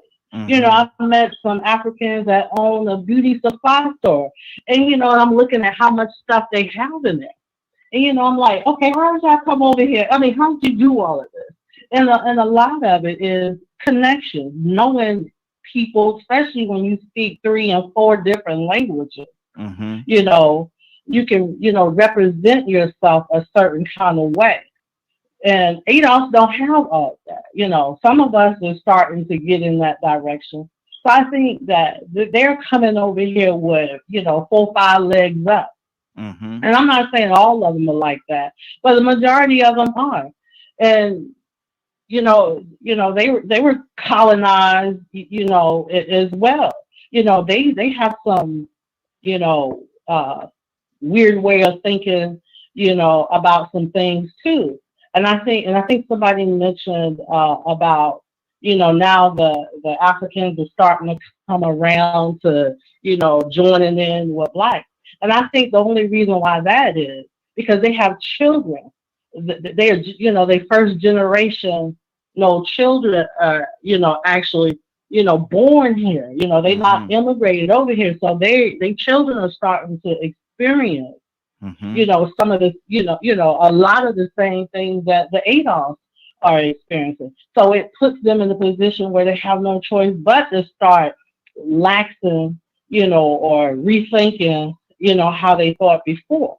Good deal. When it came to racism. Okay. Wow, that's good. We got a lot of things going on. As a matter of fact, we got K with the E is with us. K with the E. Good morning. How you doing this morning? Good morning. Blessed in you. I'm blessed as well, sis. Blessed as well. Good to have you. We're talking about this morning, and we're going to transition over to our topic of the day. But asking the question, if we're having a meeting about Black violence and Black people getting killed, and then somebody in the middle of the meeting stand up and say, well, how could you have a meeting about Black violence when Black people are killing Black people at a terrible rate as well? What did they just do to that meeting?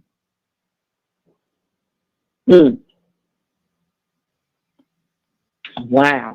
They could have did a couple of things to that meeting, though. I mean, it could have brought on a whole different atmosphere.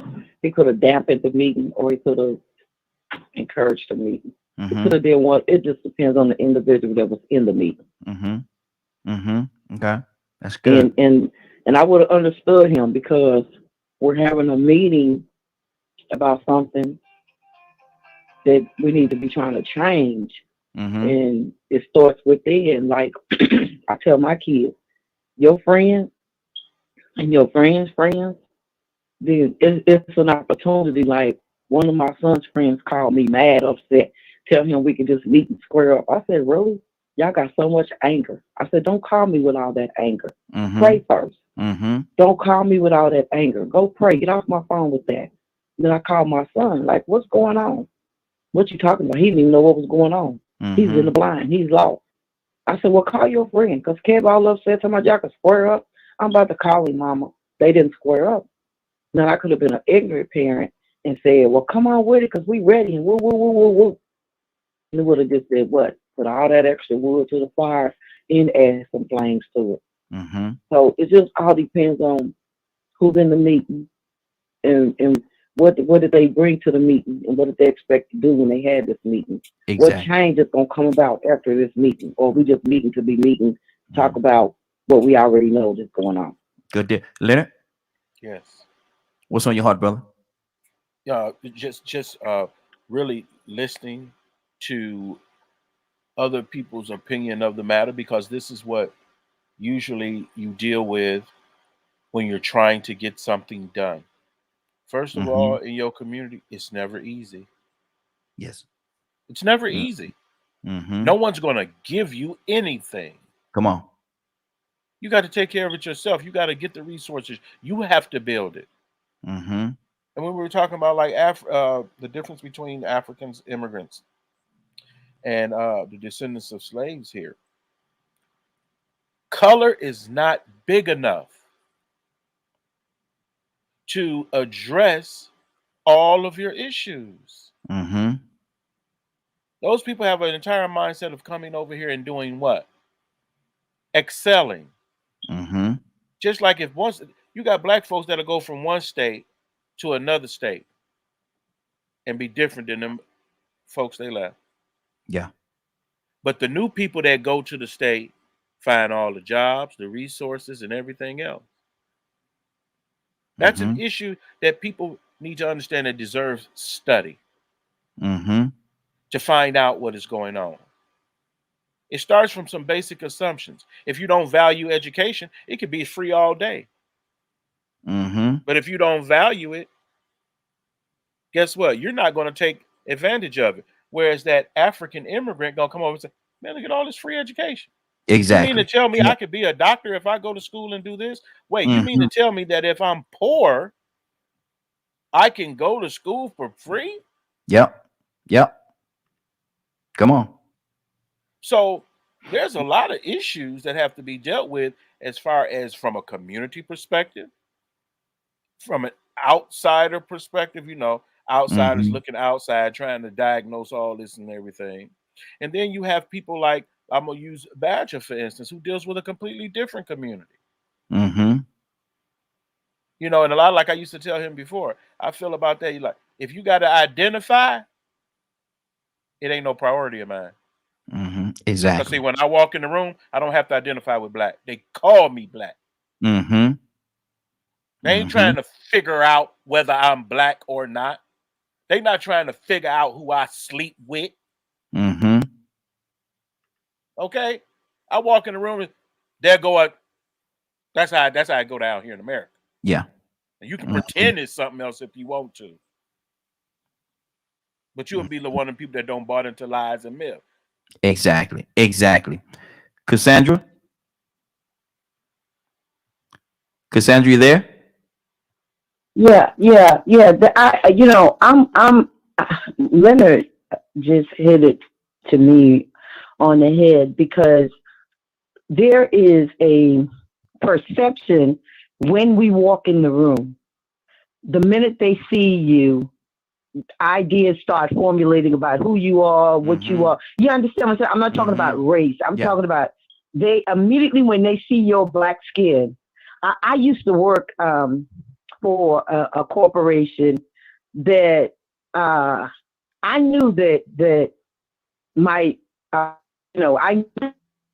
ain't even had to ask no questions. I knew she pretty much made it, but I had such high numbers that she had to put me in a management position. She didn't want to, but the numbers, according to the rules, she had to put me there. But after a while, my numbers kept staying where they needed to be, blah, blah, blah.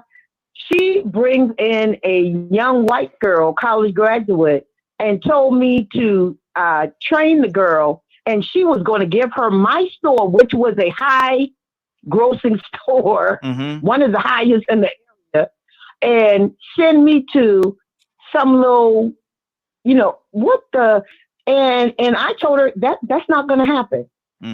I will not train somebody to take over something that I built. Exactly. for you to send me somewhere where I'll be making less money. The bonuses will not be there. Are you crazy or do you think I'm crazy? But people look at you and they marginalize who we are. And you can say that, no, if you just go ahead, you get out there, you work hard. Listen, I've worked hard all my life. And I've seen opportunities taken from me strictly because of the color of my skin. Yeah. And ain't no doubt about it. Wow. Wow. Toya? That's right. But Toya, listen. When you assume Toya, you came in like Toya, you came in like I'm gonna tell you they show Good Times. When they had the bully just coming in, they had the little guy beside him. Every time the bully say something, the little guy say, "Yeah." You came in like that. Go ahead. Go ahead. No, what she's saying is right. That is the fact. You know what I'm saying? That some people do experience racism, because of the color of their skin. But when you assume one abuse, you would have to assume others, right? And not only as a Black woman do we fight with the racism theory, we fight with the man theory too, right? Even with men. So again, sometimes it's going to be challenging for different people to be able to adapt and identify with certain things, because if they adapt to one, they may be able to notice a prejudice within themselves, a racism in themselves that is a part of culture, right? Like this a man thing, to be whistling at women and do all these things to get a woman. Like, that's a part of culture. To be thinking you got to hump women and that make you a man. Like, that's a part of a culture. They kind of like raise men up in. But in a way, that's like, a sexist thing to do when you feel like, you get the right to do that because I'm a woman. So sometimes being able to identify with one culture that we practice over here in America, that we experience everyday racism, I can't acknowledge that, because if I did, that means I would possibly have to be put in your place, and I'd rather be a racist than be Black. So, but if, you know what I'm saying, I'm a man or a different race, then this is how we're supposed to act towards women. You know what I'm saying? I can't really acknowledge one without eventually acknowledging the other. So sometimes we just got to know what the truth is and keep it moving and not look for acknowledgement, because defiant spirits are real. Sometimes people just gonna act like it ain't here just to be defiant, just to be different, just not to be on track, because sometimes people are just like that. Man, woman, or child. You know what I'm saying? And it doesn't mean that it's logical. So we got to know what the truth is, and we got to build off of the truth, because sometimes they just not gonna acknowledge just because of the spirit that they have of defiance, period. Exactly. Badger? Man, no, me and Leonard did talk about a lot of this stuff, and like, it's either you're judged by your race or you're judged by your class. Then, if they ask those questions, what do you do for a living? And if you say you're disabled or whatever it is, or you work for Walmart and things, depending on who you're around, you're less than. So who are you to speak up? You don't have no money. You have no say. So, like, that's my environment I deal with on a daily basis. And then it gets even worse, the moment I mention I'm half Native American. So, there was a comment made to me a few different times by different people, well, just pass for white. And I'm like, oh, all right. I don't know how, for one, because I'm not an ignorant person. I do my research. So I can't blend in with all this nonsense and racial junk and privilege crap and all that other stuff. That's right. I like what Badger said. You see what he said? He couldn't do it. Like them Jews complaining about Whoopi doing it right now. Come on. So the question that Public Citizen asked earlier about deprogramming, I think that's the problem. Is America, most citizens in America are programmed to have certain mentalities, certain thought processes. And it's either been done by trauma mixed with illusions and misdirections. A lot of y'all have heard my experiences. Being told by state representatives and health and lawyers and stuff that because of mine and my wife's look, because we're white skinned, we won't have access to certain types of health care and other things. I know that's a lie. I know that's BS. But not everyone's going to think that way. So am I supposed to hate y'all because y'all have more privilege than I do? Or should I do the research and stop the vicious cycle of lies? So that's why, like, sometimes I make the comments of, all right, I know these things happened in the past. These things also, on top of what's happened to part of my heritage, and then I have to look at the other part of my heritage too. So not only my native history and heritage, but also my white history and heritage. Why is the mentality the way it is? Wow. On both sides. So looking throughout history, and I've even had that against me. They're like, well, it's the history, it's the past. I understand that. However, we are where we are today because of this history. So let's learn from it and not repeat it. And then I said, I talked to Leonard and whatnot and message him. I'm like, dude, they're burning books again. I'm like, this is old world nonsense of enslavement of the mentality. They have this false idea that these books are super evil when it's a book. If you don't want your kids to read it, don't let them read it. You're trying to play God when you're not God. We're supposed to do our best to respect everything around us, human beings, the planet, the whole works. And you're too busy right now focusing on your pocketbook and what you view as not being acceptable or not okay. Absolutely. So when are we going to start this process of deprogramming and changing the mentalities of our communities? Good deal. Good deal. We got another caller just called in. But before I do that, I want to go to Cassandra real quickly. Cassandra. Yeah, I think I'm sort of confused, and Badger knows better than I do because I'm trying to figure out how we as Black people are more privileged than him. I can answer that. Because I honestly, I know I've been in situations with white people, and between me and them getting stuff, and they get it every time. And that was, I'm talking from the 70s on up. And I'm trying to figure out, I know that white people get more because of the color of their skin and opportunities than we do. So I'm just asking, how is it that may I answer that, Raheem? More privileged than you? Yes, absolutely. Okay, so the way I was taught, like growing up, is because I'm poor and white, I'm going to have to try to figure out, in my opinion, screw over people for money to be able to go to college. Y'all have access to free tuition.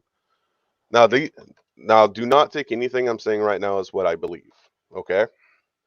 I'm answering based on, I'm letting you know what I've been taught and what I know other people have been taught. So you take in the fact that, for one, we have less access. I was taught that we have less access to welfare, less access to healthcare, less access to tuition for colleges, for college grants. And on top of that, y'all have more rights to jobs than we do because we owe y'all. What? Welcome to poor white. Hold on. I'm not done. Yeah, what planet does that happen on? What planet does that happen on? Because you get grants based on your economics. If you're a poor white person, you have the same opportunities for grants and health care that I do as a Black woman. But hold on. But please understand that, Bad. He said at the beginning, it's not how he feels, it's just how. Yeah, it's not how I feel at all. Yeah. It's not his belief.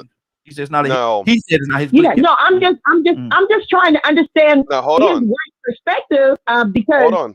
No. This ain't my no white way that perspective. I have more privileges than white people. No way. I don't care if it's a white woman or a white man. Okay. So growing up like that, and I've talked to many other white people that grew up, that is either growing up in the current situation like I grew up in, being poor, or they grew up that way. And all of us have that similar training or attempt at training us to think a certain way of this. We were also taught by a lot of churches. I'll just say church as in people misusing the Bible. That, you guys are of the devil. You guys are trying to make us your slaves because that's what was done to y'all, and all this other nonsense. Yeah. Hold on. And as I grew up, I saw more and more of how that was pushed onto the lower class of white people. Now, I became disabled 6 years ago, right? And I'm like, all right. So me and my wife apply for, my wife goes to apply for health care because she's a stay-at-home mom. We have a disabled child, and I'm also disabled, based on government's, say so. How we were literally told by a state representative that because we're white, my wife won't get health insurance. So not only did I grow up with this mentality, but there are people that push that narrative onto lower class people, the low income people. I know better. I wish other people knew better because it happens to all of us. However, I view it as the people in power using this as a tool to keep us separated and keep us paying attention to our money income and not what the real problems in this society is. Okay. Toy, you wanted to say something? No, I'll pass until we got another. Okay. Cassandra?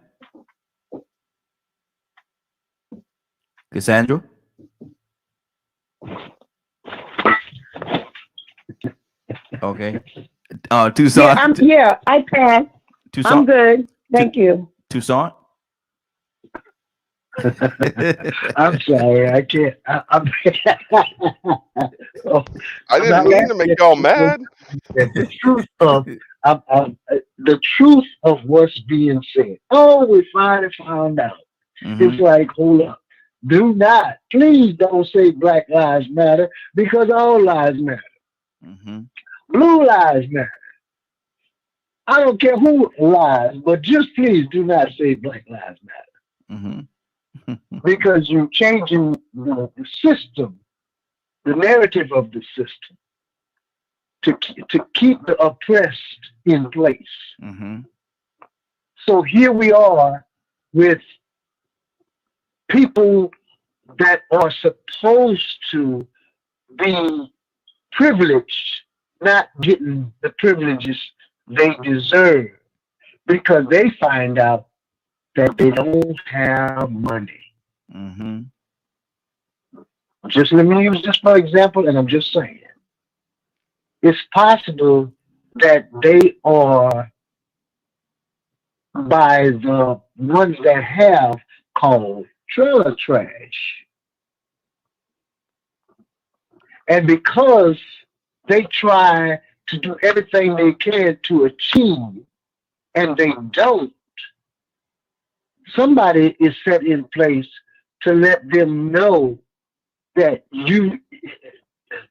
those people are doing better than you. You ever went to the store and you saw this person? Now I'm minding my own business. All I'm doing is getting groceries. And you see this lady with her little boy or girl, and all of a sudden you pass by and they grab hold to them and they pull them a little closer. Like you about to do them something. Yeah. And I'm not saying this, I'm not pointing this out like like it's going to come out.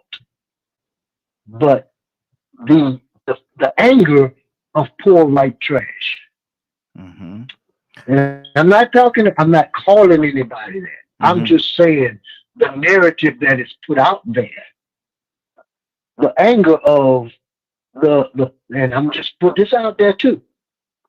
They vote Republican because they're white or they're Caucasian or they're not melanated people, whatever y'all want to call it. I don't care about that. But anyway, what I'm saying is you're supposed to get it because you got white skin, but you're not. So you should be angry or you should be with us to keep the oppressed down, because that's the narrative. That's what's being said over and over Exactly. again. So they just lay it on the line. And that's why I'm angry all the time. Yeah. And that was gonna be my next question, Leonard. Why is it, man, when the conversation based among race come about, why does people get so angry? I think because a lot of people don't know how to discuss it without emotion. Mm-hmm. And look at the actual things that are actually happening. Mm-hmm. Like when me and Badger first had that conversation. I said, I understand what you're saying. I believe that it happened. Mm-hmm. But what did you do about it? What did you do about it? Mm-hmm. Because people will lie to you about everything. We have that problem in our community. We do it to ourselves. We create something, or something is fed to us, and we think that we just got to make that part of our character. If you know what is right to do, then do that which is right. When you hear certain information, you should judge that information you heard. Mm-hmm. Just like Badger. But there are some people who love ignorance. They prefer the lie because it satisfies them in some sick, demented way. And like my mother was not a very book-educated woman, but she was extremely wise. And so she would say things that would make you think. If someone whipped your behind every Thursday at 3:00, at some point, you got to address why you keep showing up. Yep. And if you refuse to talk about that thing, you're going to always be in that situation because you won't address it. You won't address it. You'll be that victim for the rest of your life. Wow. Until at some point you have to break. And now we're at a breaking point with people. And now you got decent white folks saying, I can't keep perpetuating this lie. You got some white folks been fighting just like we've been fighting as black folks against it. But until people say, hey, I got to address some issues. So at some point, a single mother has to say, you know what? Maybe I should stop just giving this thing away like that. But if she don't, she's going to always be that rat. She's going to always be that rat because she won't accept her behavior and what she's doing and how she's contributing, not just destroying her life, but that greater narrative of the, quote, welfare queen that Badger and them people telling them about. See, if I can take a little bit of truth, put a nice little story around it, I can make you believe anything. Especially if it's fed to you the way America has fed it to people. It's a strategy. All black men ain't criminals. I remember they used to say that about us all the time. It's more black men in prison than in college. That wasn't true when they said it. No. It wasn't. But if you thought that way, that would even deter some folks from going to college, I heard. Yeah. Yeah. Absolutely. Or this is all I can be. This is all I'm gonna be able to do. Or the white folks, white folks ain't gonna let us do that. White folks, see, well, I wasn't about all that. That's why I don't have the same issues that some people have. People will tell you what you can't do, hoping you take their advice. and run with it, hoping you believe that you're not getting assistance because you're white. Right. Or that if you get it, you're a problem to society. Oh, well, you remember when black folks wasn't taking no welfare. Remember that back in the day? Well, it was too good for welfare. Right. Now, if you took welfare, boy, you wasn't nothing if you took welfare. You're at the bottom of the barrel. You don't hit the bottom of the barrel now. Yeah, you don't hit the bottom of the barrel. Bottom of the barrel. Exactly. We got a couple of callers. Let's go to the phone line. Mary, good morning. How you doing this morning? Mary? Well, how are you? I am doing well. Mary, why is it so hard for people to talk about race without getting angry? Get me, I'll tell you, just get me. Huh? I can't answer that. Okay. I can't answer that. I got you. Okay, that's fine. Rico, good morning. How you doing this morning? Man, I can't complain, man. Congratulations on receiving and welcome to a beautiful new day, everybody. Congratulations to you as well. So I know you've been listening in for a while, man. What's on your heart, brother? Well, I thought you just asked a question, but I'm agreeing with what Leonard was saying a second ago. You know, you asked the question why people are so angry when it comes to racism. And the thing is I think in human nature, we all get angry when we wasted our time or participated in something that was very ignorant or stupid. It didn't make any sense, being tricked. And the thing is racism is stupid. It shouldn't exist. When I first realized it was even an issue, I was like, wait a minute, that don't make no sense. It just told me that he shouldn't be playing with me because I was black. What is that? I didn't even understand that. I just thought I was playing with another child. It didn't matter that he was Chinese or white or whatever. It was just another child. I thought to myself at a very young age, well, wait a minute, that's stupid. We human beings.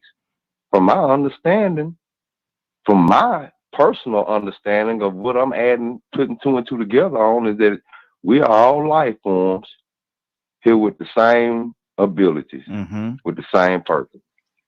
So, I mean, when people find out that they've been bamboozled and that they participated in a certain thing, then they get angry about it. It's hard to keep participating in it because now here it is, you're trying to live a regular life like a human the way you're supposed to, fulfill your purpose, and then you're confronted with this warped mentality.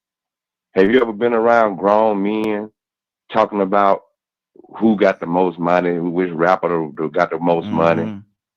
You get around mature people talking about immature situations. Well, this is almost like an immature behavior that started when it was young and it never got away from somebody to feel like, hey, I'm better than them. I'm better than them. I'm better than them.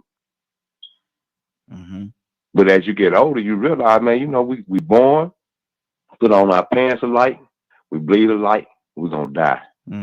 Everybody going to go through the same process.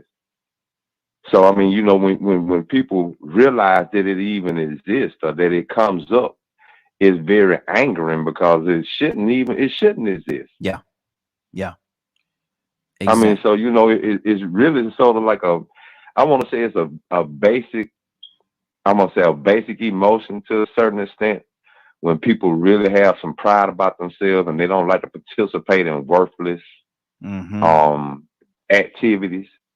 But then when it's forced down your throat and you got to confront it, it's like shucking and jiving, horse playing. When I'm working, I like to work. I don't like to talk. I don't like to sit back and play and shoot the bull. But some people like to horse play and shoot the bull, so they have to make rules to keep you from doing that.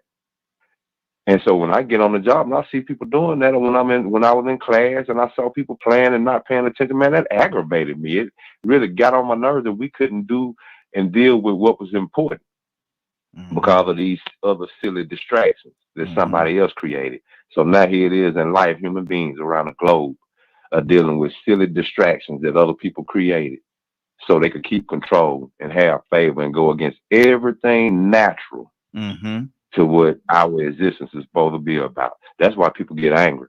You got decades and decades and decades and centuries of people born and died and chattel slavery that didn't even have a chance to experience what life is really supposed to be about.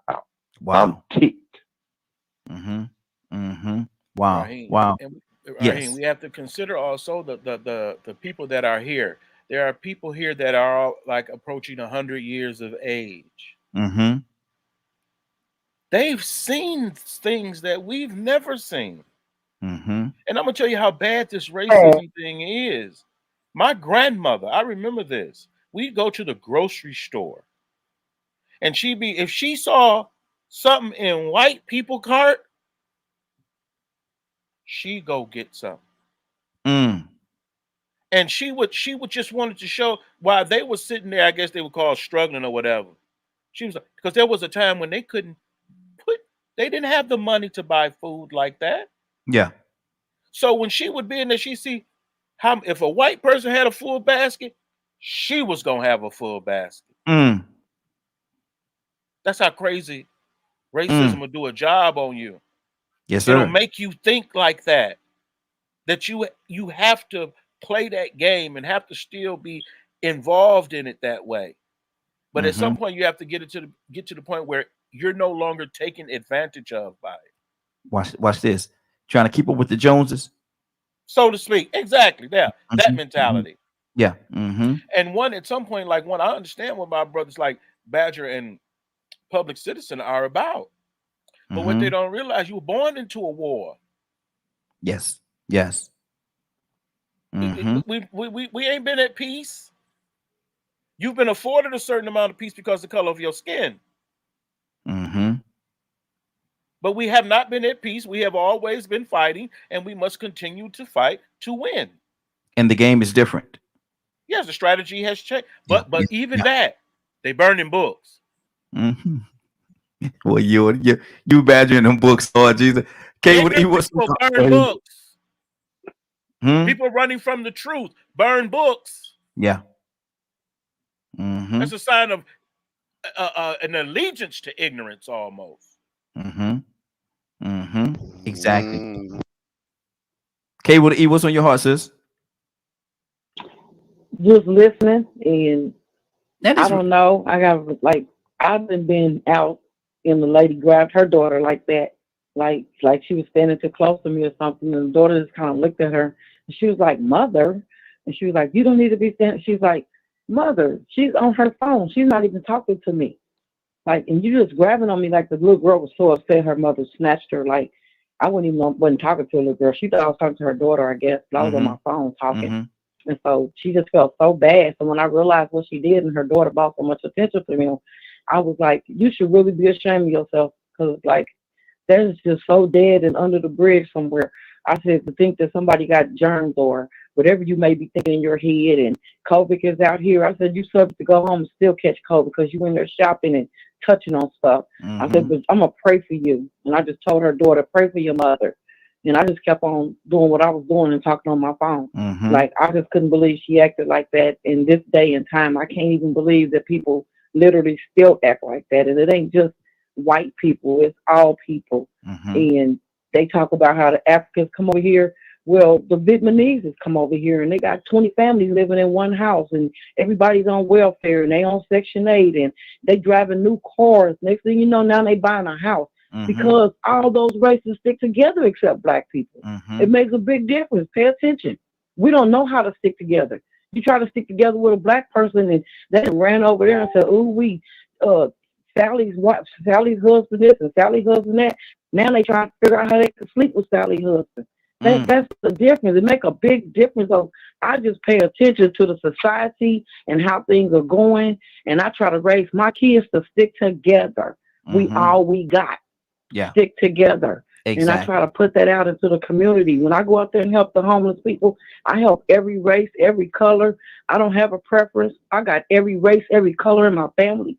I couldn't be racist. It would be hard to be racist. Exactly. My brother been married to a white woman for years. All her kids, those are my nieces. And they've been my nieces since they was babies. Yeah. Like people, I post a picture and they be like, dang, that's a white girl on there. That's my niece. That's her niece. That's my niece.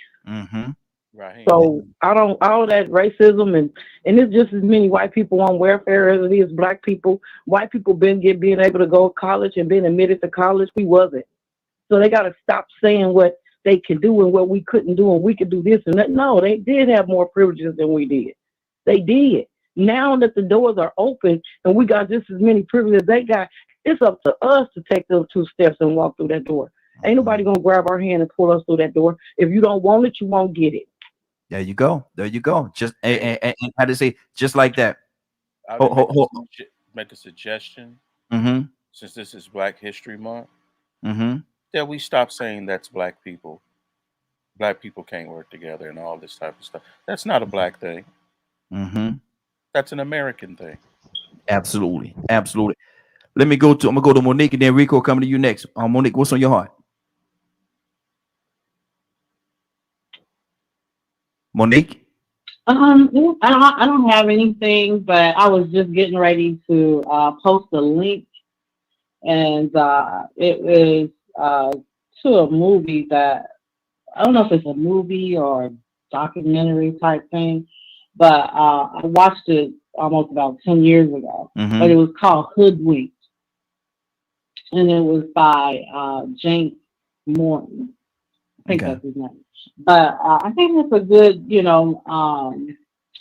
movie to look at, because it kind of talks about what we were talking about in reference to, statistics and how they manipulate the numbers to represent their narrative. Absolutely. So that's all I want to say. Rico, what's on your heart, brother? Yeah, I don't really want to dispute what Kay just said, but it's really telling to think that we have privileges, and then to hear other people say, they try to get me to train this your little young white girl to come replace me. Mm-hmm. Or to know that somebody just got convicted because they didn't have the privilege to run through a neighborhood, but somebody else thought they had the privilege to play super cop. Mm-hmm. We ain't really got privileges like we think, so that really goes to show you that we have an illusion that we have privileges. Mm-hmm. Just like we have been chasing this illusion of the American dream. And so, once again, going back to why we are so angry when we have these discussions about racism, that part that Cassandra brought up, she got the store to a certain point. They started making numbers, and then the numbers she make and being in the position that she's in, I'm pretty sure is rewarding her financially, and she's able to survive. Mm-hmm. Survival. See, racism impacts our survival. Exactly. She was fixing to have her survival impacted because somebody prefers skin color. See, if her survival would have been impacted, she wouldn't have been able to do the things that she needed to do for her children, or for herself, or for her family. She wouldn't have been able to pay her bills the way she needed to do. All the American dream that they tell you, if you work hard and you lace up your bootstraps and you get out here and get it, just look over this racism stuff. You might be black, but just keep trying a little harder. Mm-hmm. And so you try a little harder and you get the numbers up there. Look at this, man. This thing here, man, y'all can't even figure it out. Y'all want to know my system. Y'all want to know it so bad. Y'all want me to tell it to you so you can get to somebody that look like you. And then you just move me back on down the ladder. Matter of fact, I'm expendable still. Yeah, yeah. But I'm a competent person. Mm-hmm. I'm doing it for the job. You told me that I could thrive if I benefited this company and I came up with my end of the bargain. God dog it, that stupid racism. So you mean to tell me something so simple as my skin color is going to let you affect my way of surviving as a human being? That's why it's so hard. It's easy to get mad about it. If you ain't mad about it, then you don't even realize really how impactful it is. Yeah. You're just looking at the surface of it. Yeah, racism, spacism, blah, blah, blah. Yeah, I see it sometimes, but what about black on black crime? Well, let's talk about how racism created black on black crime and the psychology behind black on black crime and the frustration and the proximity and all those different factors that makes that category even exist. All because of racism. Racism created that atmosphere.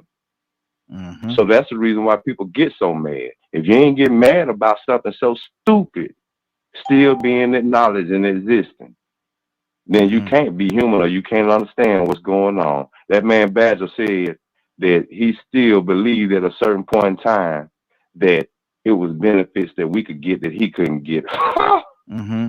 He actually believed it too. Ain't that something? As a child. But just to even say that exists, to say that affirmative action was negative. Well, wait a minute. If y'all was playing by the book and doing humane things, we wouldn't have needed affirmative action. Now you're going to tell a new generation of people, say that affirmative action is, you don't need that. They're taking your jobs. Watch them black folks. Exactly. And it happens on so many different levels, man. And if people don't believe that it happened on different levels, ask Tony Dungy. Because he built the team up to the point where they was right there at the cusp, and they got rid of him and they bought Gruden in there and they won the Super Bowl with the team that Tony Dungy built. If that's not, they got rid of him after going to the Super Bowl. Yeah. Yep. And if that's not enough for you, ask what's the coach name that built the Golden State Warriors, man, and then they got rid of Mark Jackson. Ask Mark Jackson. Mark Jackson, same thing. Yeah, ask Mark Jackson. Same situation. Badgie, you wanted to say something, brother? Yeah, I mean, as a kid, I'm supposed to trust my parents and the grown-ups around me, right? So yeah, as a kid, yeah, of course I'm gonna believe it because that's what all the grown-ups are telling me. But when I got in middle school and high school, and start seeing for yourself, I saw it for myself and went, no, that's a lie. What else did they lie to me about? And the other thing I was bringing up, we even had tails one time. Think about it. We had tails one time. Black men got tails. They put it on our back. They took it from our front and put it on our back. And the other thing I was trying to say is the fact that being 30 years old and still being told by state representatives this nonsense and this lie of I get less privilege because I'm poor and white. It's a lie. All it is nothing but a tool to keep us separated and hating one another. That's all it is. It's a lie. Yep. Straight up, period. And anyone out there that's listening to this podcast that think that that's an actual truth need to go get their head examined. If they want to hate me for the comments I'm making right now, fine. I'd rather you hate me than hate people for a lie. Hate me for what I'm saying right now because you're dumb. You're an idiot if you actually believe that nonsense. Wake up, see what's going on in this society, and walk on your own 2 feet and fix it. Wow. Cassandra?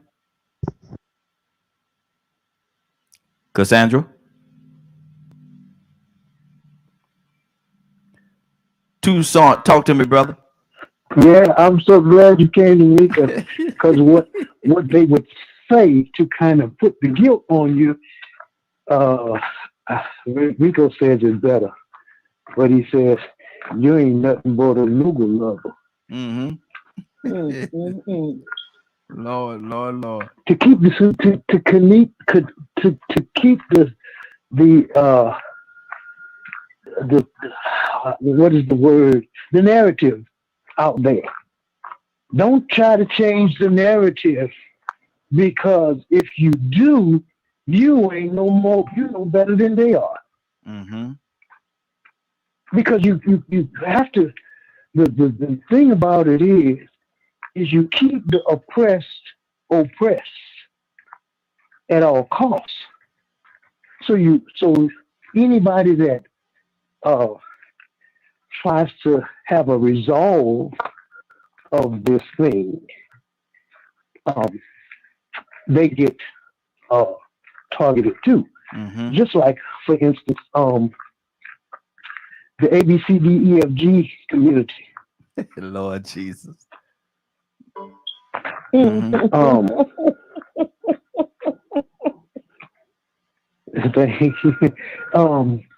It's like, okay, how in the world can you say that you're being targeted just like the African Americans or Negroes or blacks, and so, but all of a sudden on the job and everywhere else in society. All you have to do is call out your name, and it's it's a hate speech.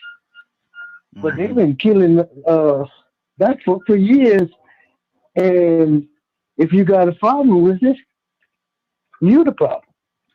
Just like, and I'm gonna say this, I'll say that some that like Candace mentality, and that's all I have to say when I call her name.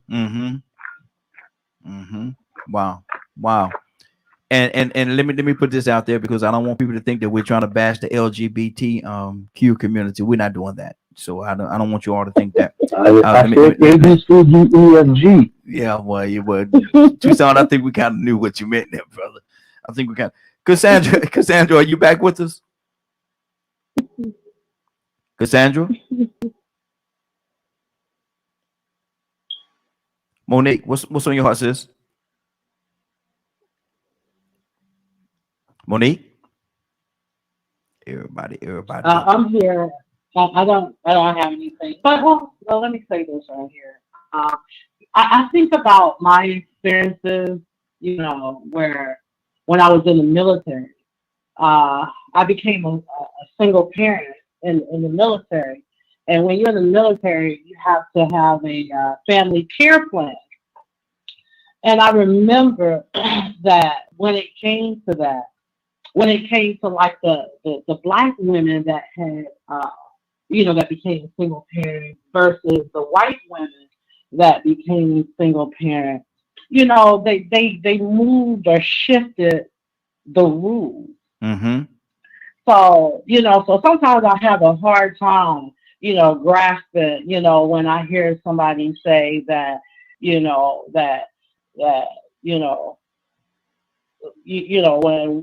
white, versus Black and how they are treated.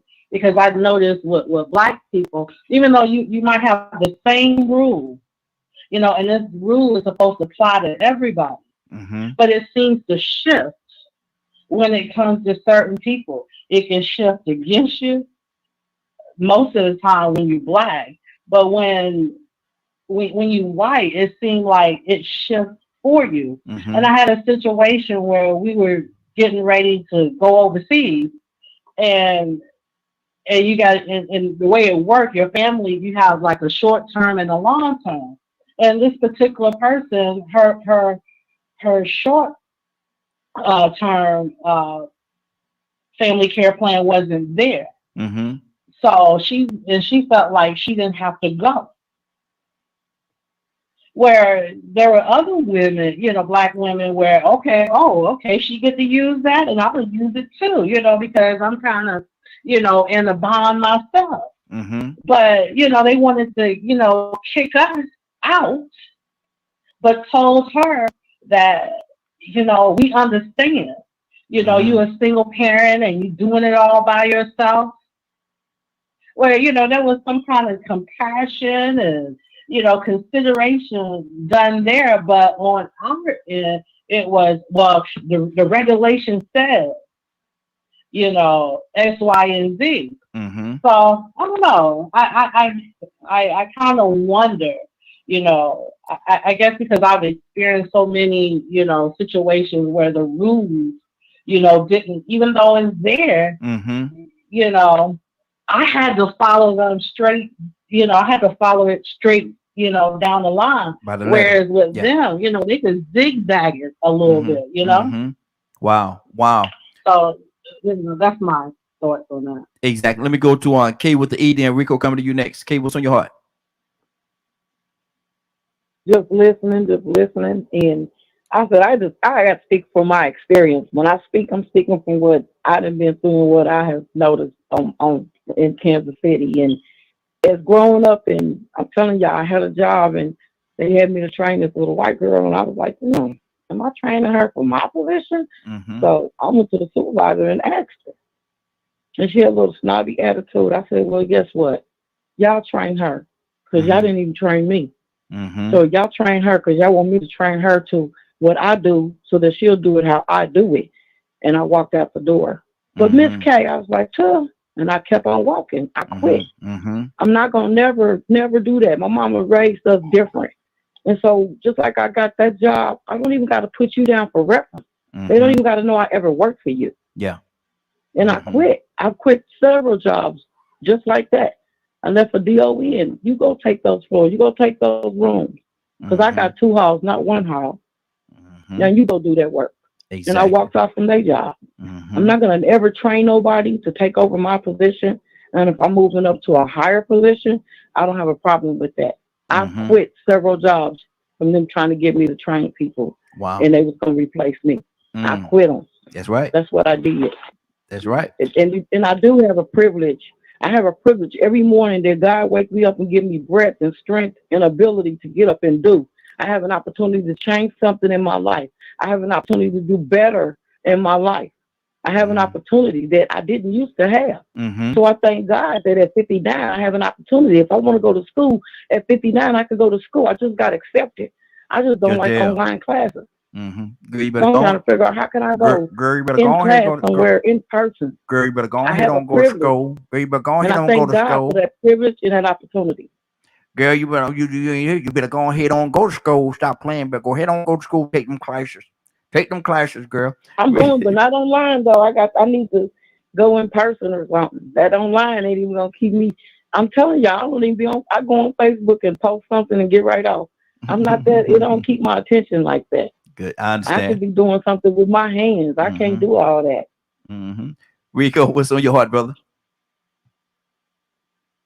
Kay like me, man, she need that intimate one-on-one contact. I had to have for you that to too. actually receive the information. Yep. You know what I'm saying? That personal. It's hard to do it online like that. You get distracted and start focusing on that other thing so easily, especially when you got so many choices you can make when you look at that search box. Exactly. You can type in anything you want to do. We have to. Well, I'm gonna say this: we don't have to do nothing. I also realize that white people don't get angry about the racism conversation for the same reasons that black people do. Not all. Some get angry because they are ashamed to realize that or admit that they were willing to sacrifice the benefit of the company or the progress over skin color preference. Something so simple and goofy. Or that they are that indoctrinated in it that they actually worship it. So, some of them, they're ashamed because they hate to admit it, that they did that. Because it might not be their company. It might be somebody else's company, and they just sabotaging the company with this mindset. So they're going to be a little ashamed. And then you got some that are angry because they feel like the finger's being pointed at them, and they might not be racist. They have to understand that if you're not the racist, then we ain't talking about you. Yeah. So though they get angry because they get it misconstrued because they get tired of hearing white. And I think I said this last week. That's the same thing with us. When you say black, sometimes it gets a little worrisome because man, that ain't me. You trying to put me in that category? So I can understand that, but the thing is that they would have to respond in a way that when they do get angry about it, admit that they are angry because it's so shameful that it exists. Wow, that's good. When you're going to be angry about that conversation, admit. I mean, if you are angry that it exists, those people, they do exist. You got this Dr. James, that a professor. You have different abolitionists that felt like racism was deplorable. Yeah. And they showed it in their anger. Some of them went out and killed on behalf of abolition. So I mean, people respond to racism in different ways. Yeah. But I didn't want to just make it seem like that everybody responded out of the fact of the impact of it, because some white people respond angrily to this conversation for different reasons. Exactly. That's good. And Public Citizen snuck in on. I didn't even know he was there. Public Citizen, good morning. How you doing this morning, sir? Morning. I'm enjoying the conversation. About the question about why do people get upset or angry about when they talk about racism. It's like, well, people come to that conversation from different places. Sometimes, people come to vent. They come to talk about their experiences and pain and trauma, and other people come to defend their political stance. So, you know, when you have people who are coming at this conversation from two really different perspectives, it's never going to work out. You know, it's going to be problems. So, like you asked last week, you asked your show, are you listening? And I thought that was a great topic. And you always come up with great topics. And God be the glory. that's so important, right? Like that's. I mean, I'm not black. I have black ancestors, but look, I'm not black. I can't understand the black experience. I can't. I mean, I can try, and you know, try to be as empathetic as I can be. But I think I have a pretty good understanding of it, and that's why it's pretty important to me.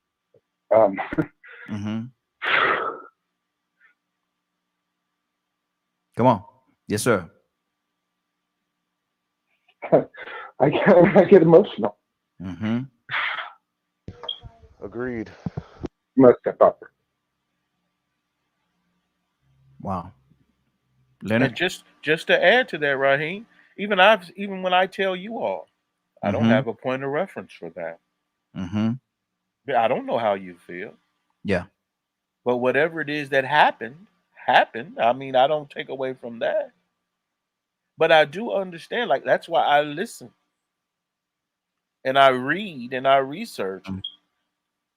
Because even that one person, they're telling you their experience. That may not be the same for the other 999 people that experience something kind of like that. Because you're going to get 999 different experiences. Yeah. And I believe that every single one of them is unique. In its own way. Yeah. Yeah. Right. Exactly. In its own way. And you can't just just blanket everybody this way or that way. When they were talking about how bad black people were, they weren't talking about me. Because one, I wasn't a bad person. Yeah. If you say a bunch of killers they not black, they not talking about me because I'm not a killer. Wasn't me. Wasn't me. You know, he didn't decide to be the color he is. I didn't decide to be the color that I am. So I try to present my best self. Even with Badger, I've told Badger, you know, offline, say it the way you say it. Yeah. You ain't got to make it a certain way for me. Say it how you normally would say it. You're not going to be able to control how mad other people get about what you say. Yeah. Trust me. I get flack from more black people than white people about everything.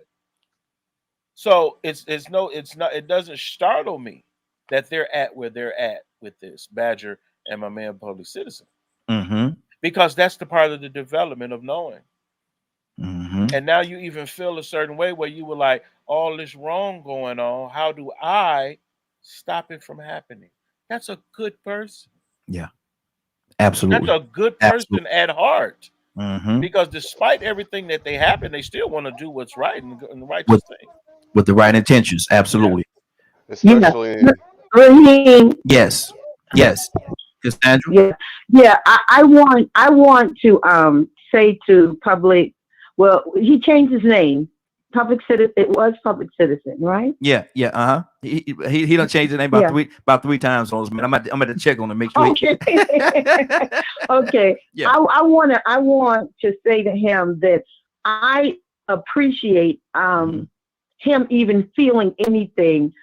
The people that I'm concerned about are the people that, like, when I left my hometown because of white supremacists, that a white man stood in my yard and called me a nigger bitch.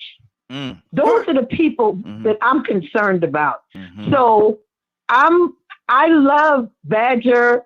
I love Public Citizen. I love the fact that they come on here, and even sometimes when we're in our emotions, because unless you've been in a position where someone has treated you less than, that you have done nothing to, and you know that you didn't deserve it, you have, and strictly because of the color of your skin, you have no idea the trauma that puts on people. So thank you guys for at least letting us, you're a sounding board sometimes. And I'm not angry with you. I'm angry at what has happened to me and to my people. That's all. I'm not angry with anybody on this line because I appreciate everybody. Absolutely, absolutely. And like I say, I say it many times a week, and I just can't get away from it, man. We family, and it has nothing to do with color, skin, all that, race.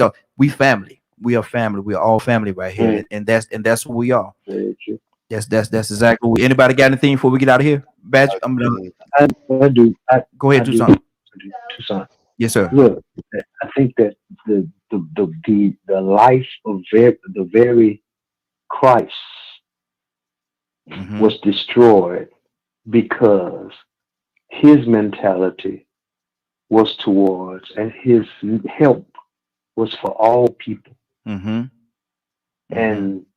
anybody, even God himself, that would want everybody to be equal, there's somebody that would, you have to excuse me, they would stand up and say, hell to the no. Hey!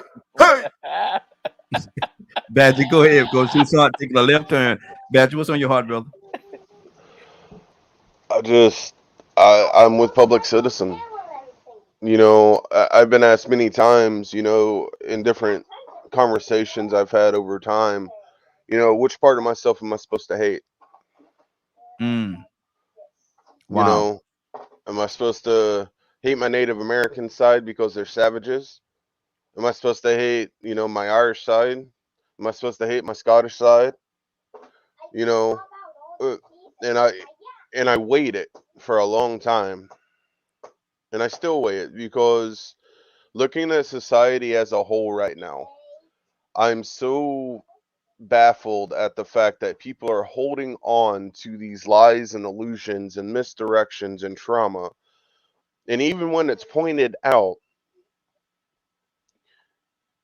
they want to choose to be sick. Wow. Because I don't know if it's just out of ignorance, or it's out of comfort. I'm not entirely sure, because logically it makes no sense.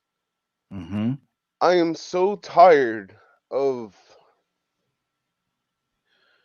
being classified with a group of human beings that have gotten so off the trail of what it means to be human that they let these egocentric, greedy, blankety blank blank blanks run this country in such an evil manner and want to call themselves Christian.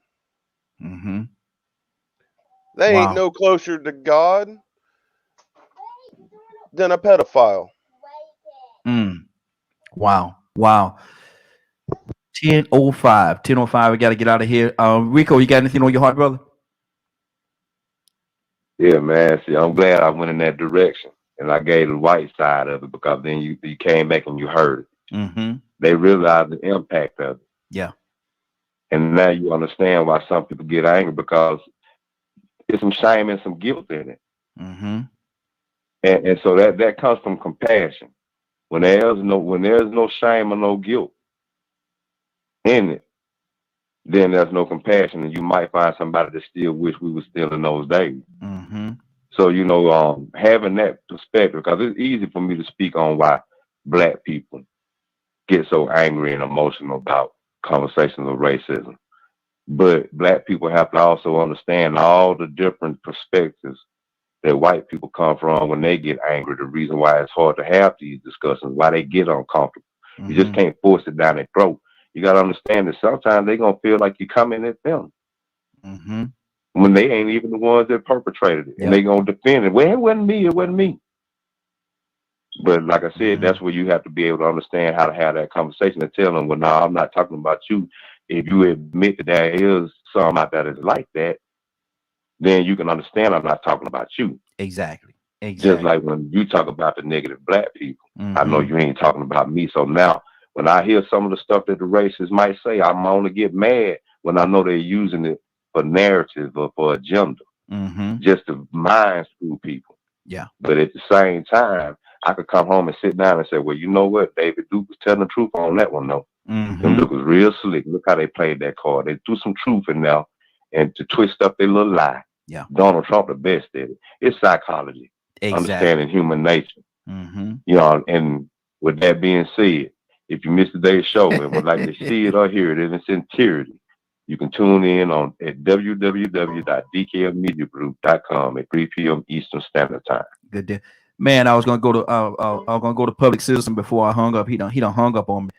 Public Citizen, oh man, that's what I was before you came to me, man. Public Citizen, call back in, brother. Give me 1 minute. Call back in. I'm gonna give you. Yeah, he didn't even get finished. Finished. I was like, man, you came to me. Yeah, I'm trying to end it already. Yeah, I'm trying to get him to call back in. Public Citizen, if you're available, brother, call back in. Call back in. I want you to finish your thought and what you were saying.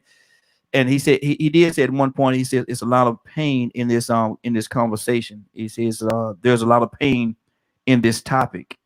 So Public Citizen, if you are available, let me hear my phone click one more time. There you go. I hope that's what my man. Public Citizen. What's on your heart, brother? Yeah, sorry, I kind of got a little emotional there. No, you're fine. You know, there's a lot of pain, and you know, I invited some of you guys to come to my discussion group, and I thought better of it. I'm like, you know, my group is full of white conservatives, and I don't see this conversation going very well, to be honest. So, you know, I mean, you know, some people aren't ready to have that conversation. I don't know. I think, like, if we have those kind of conversations, my dog wants my attention. When you deal with people who are so opposite in ideology, it's like it's got to be like strictly regulated. You go, you get 1 minute, you get 1 minute, you know, and something like that. But I really appreciate this show, and there's, you know, I learned a lot. People have so many great ideas here, and I really appreciate y'all. Hey, appreciate you as well, brother. Definitely appreciate you, man. So, you know, you're a part of the family, brother. When I say we family, it definitely includes you. So thank you for being a part of it. Cassandra. All right, love you all. Love you as well. Hey, check your Discord. Cassandra. Yes, sir. Can I get you to pray us out this morning? You're the best one. Father, once again, we thank you. We thank you for DKM Media. And we thank you for every person that is under the sound of my voice, God. We have so much is just as people.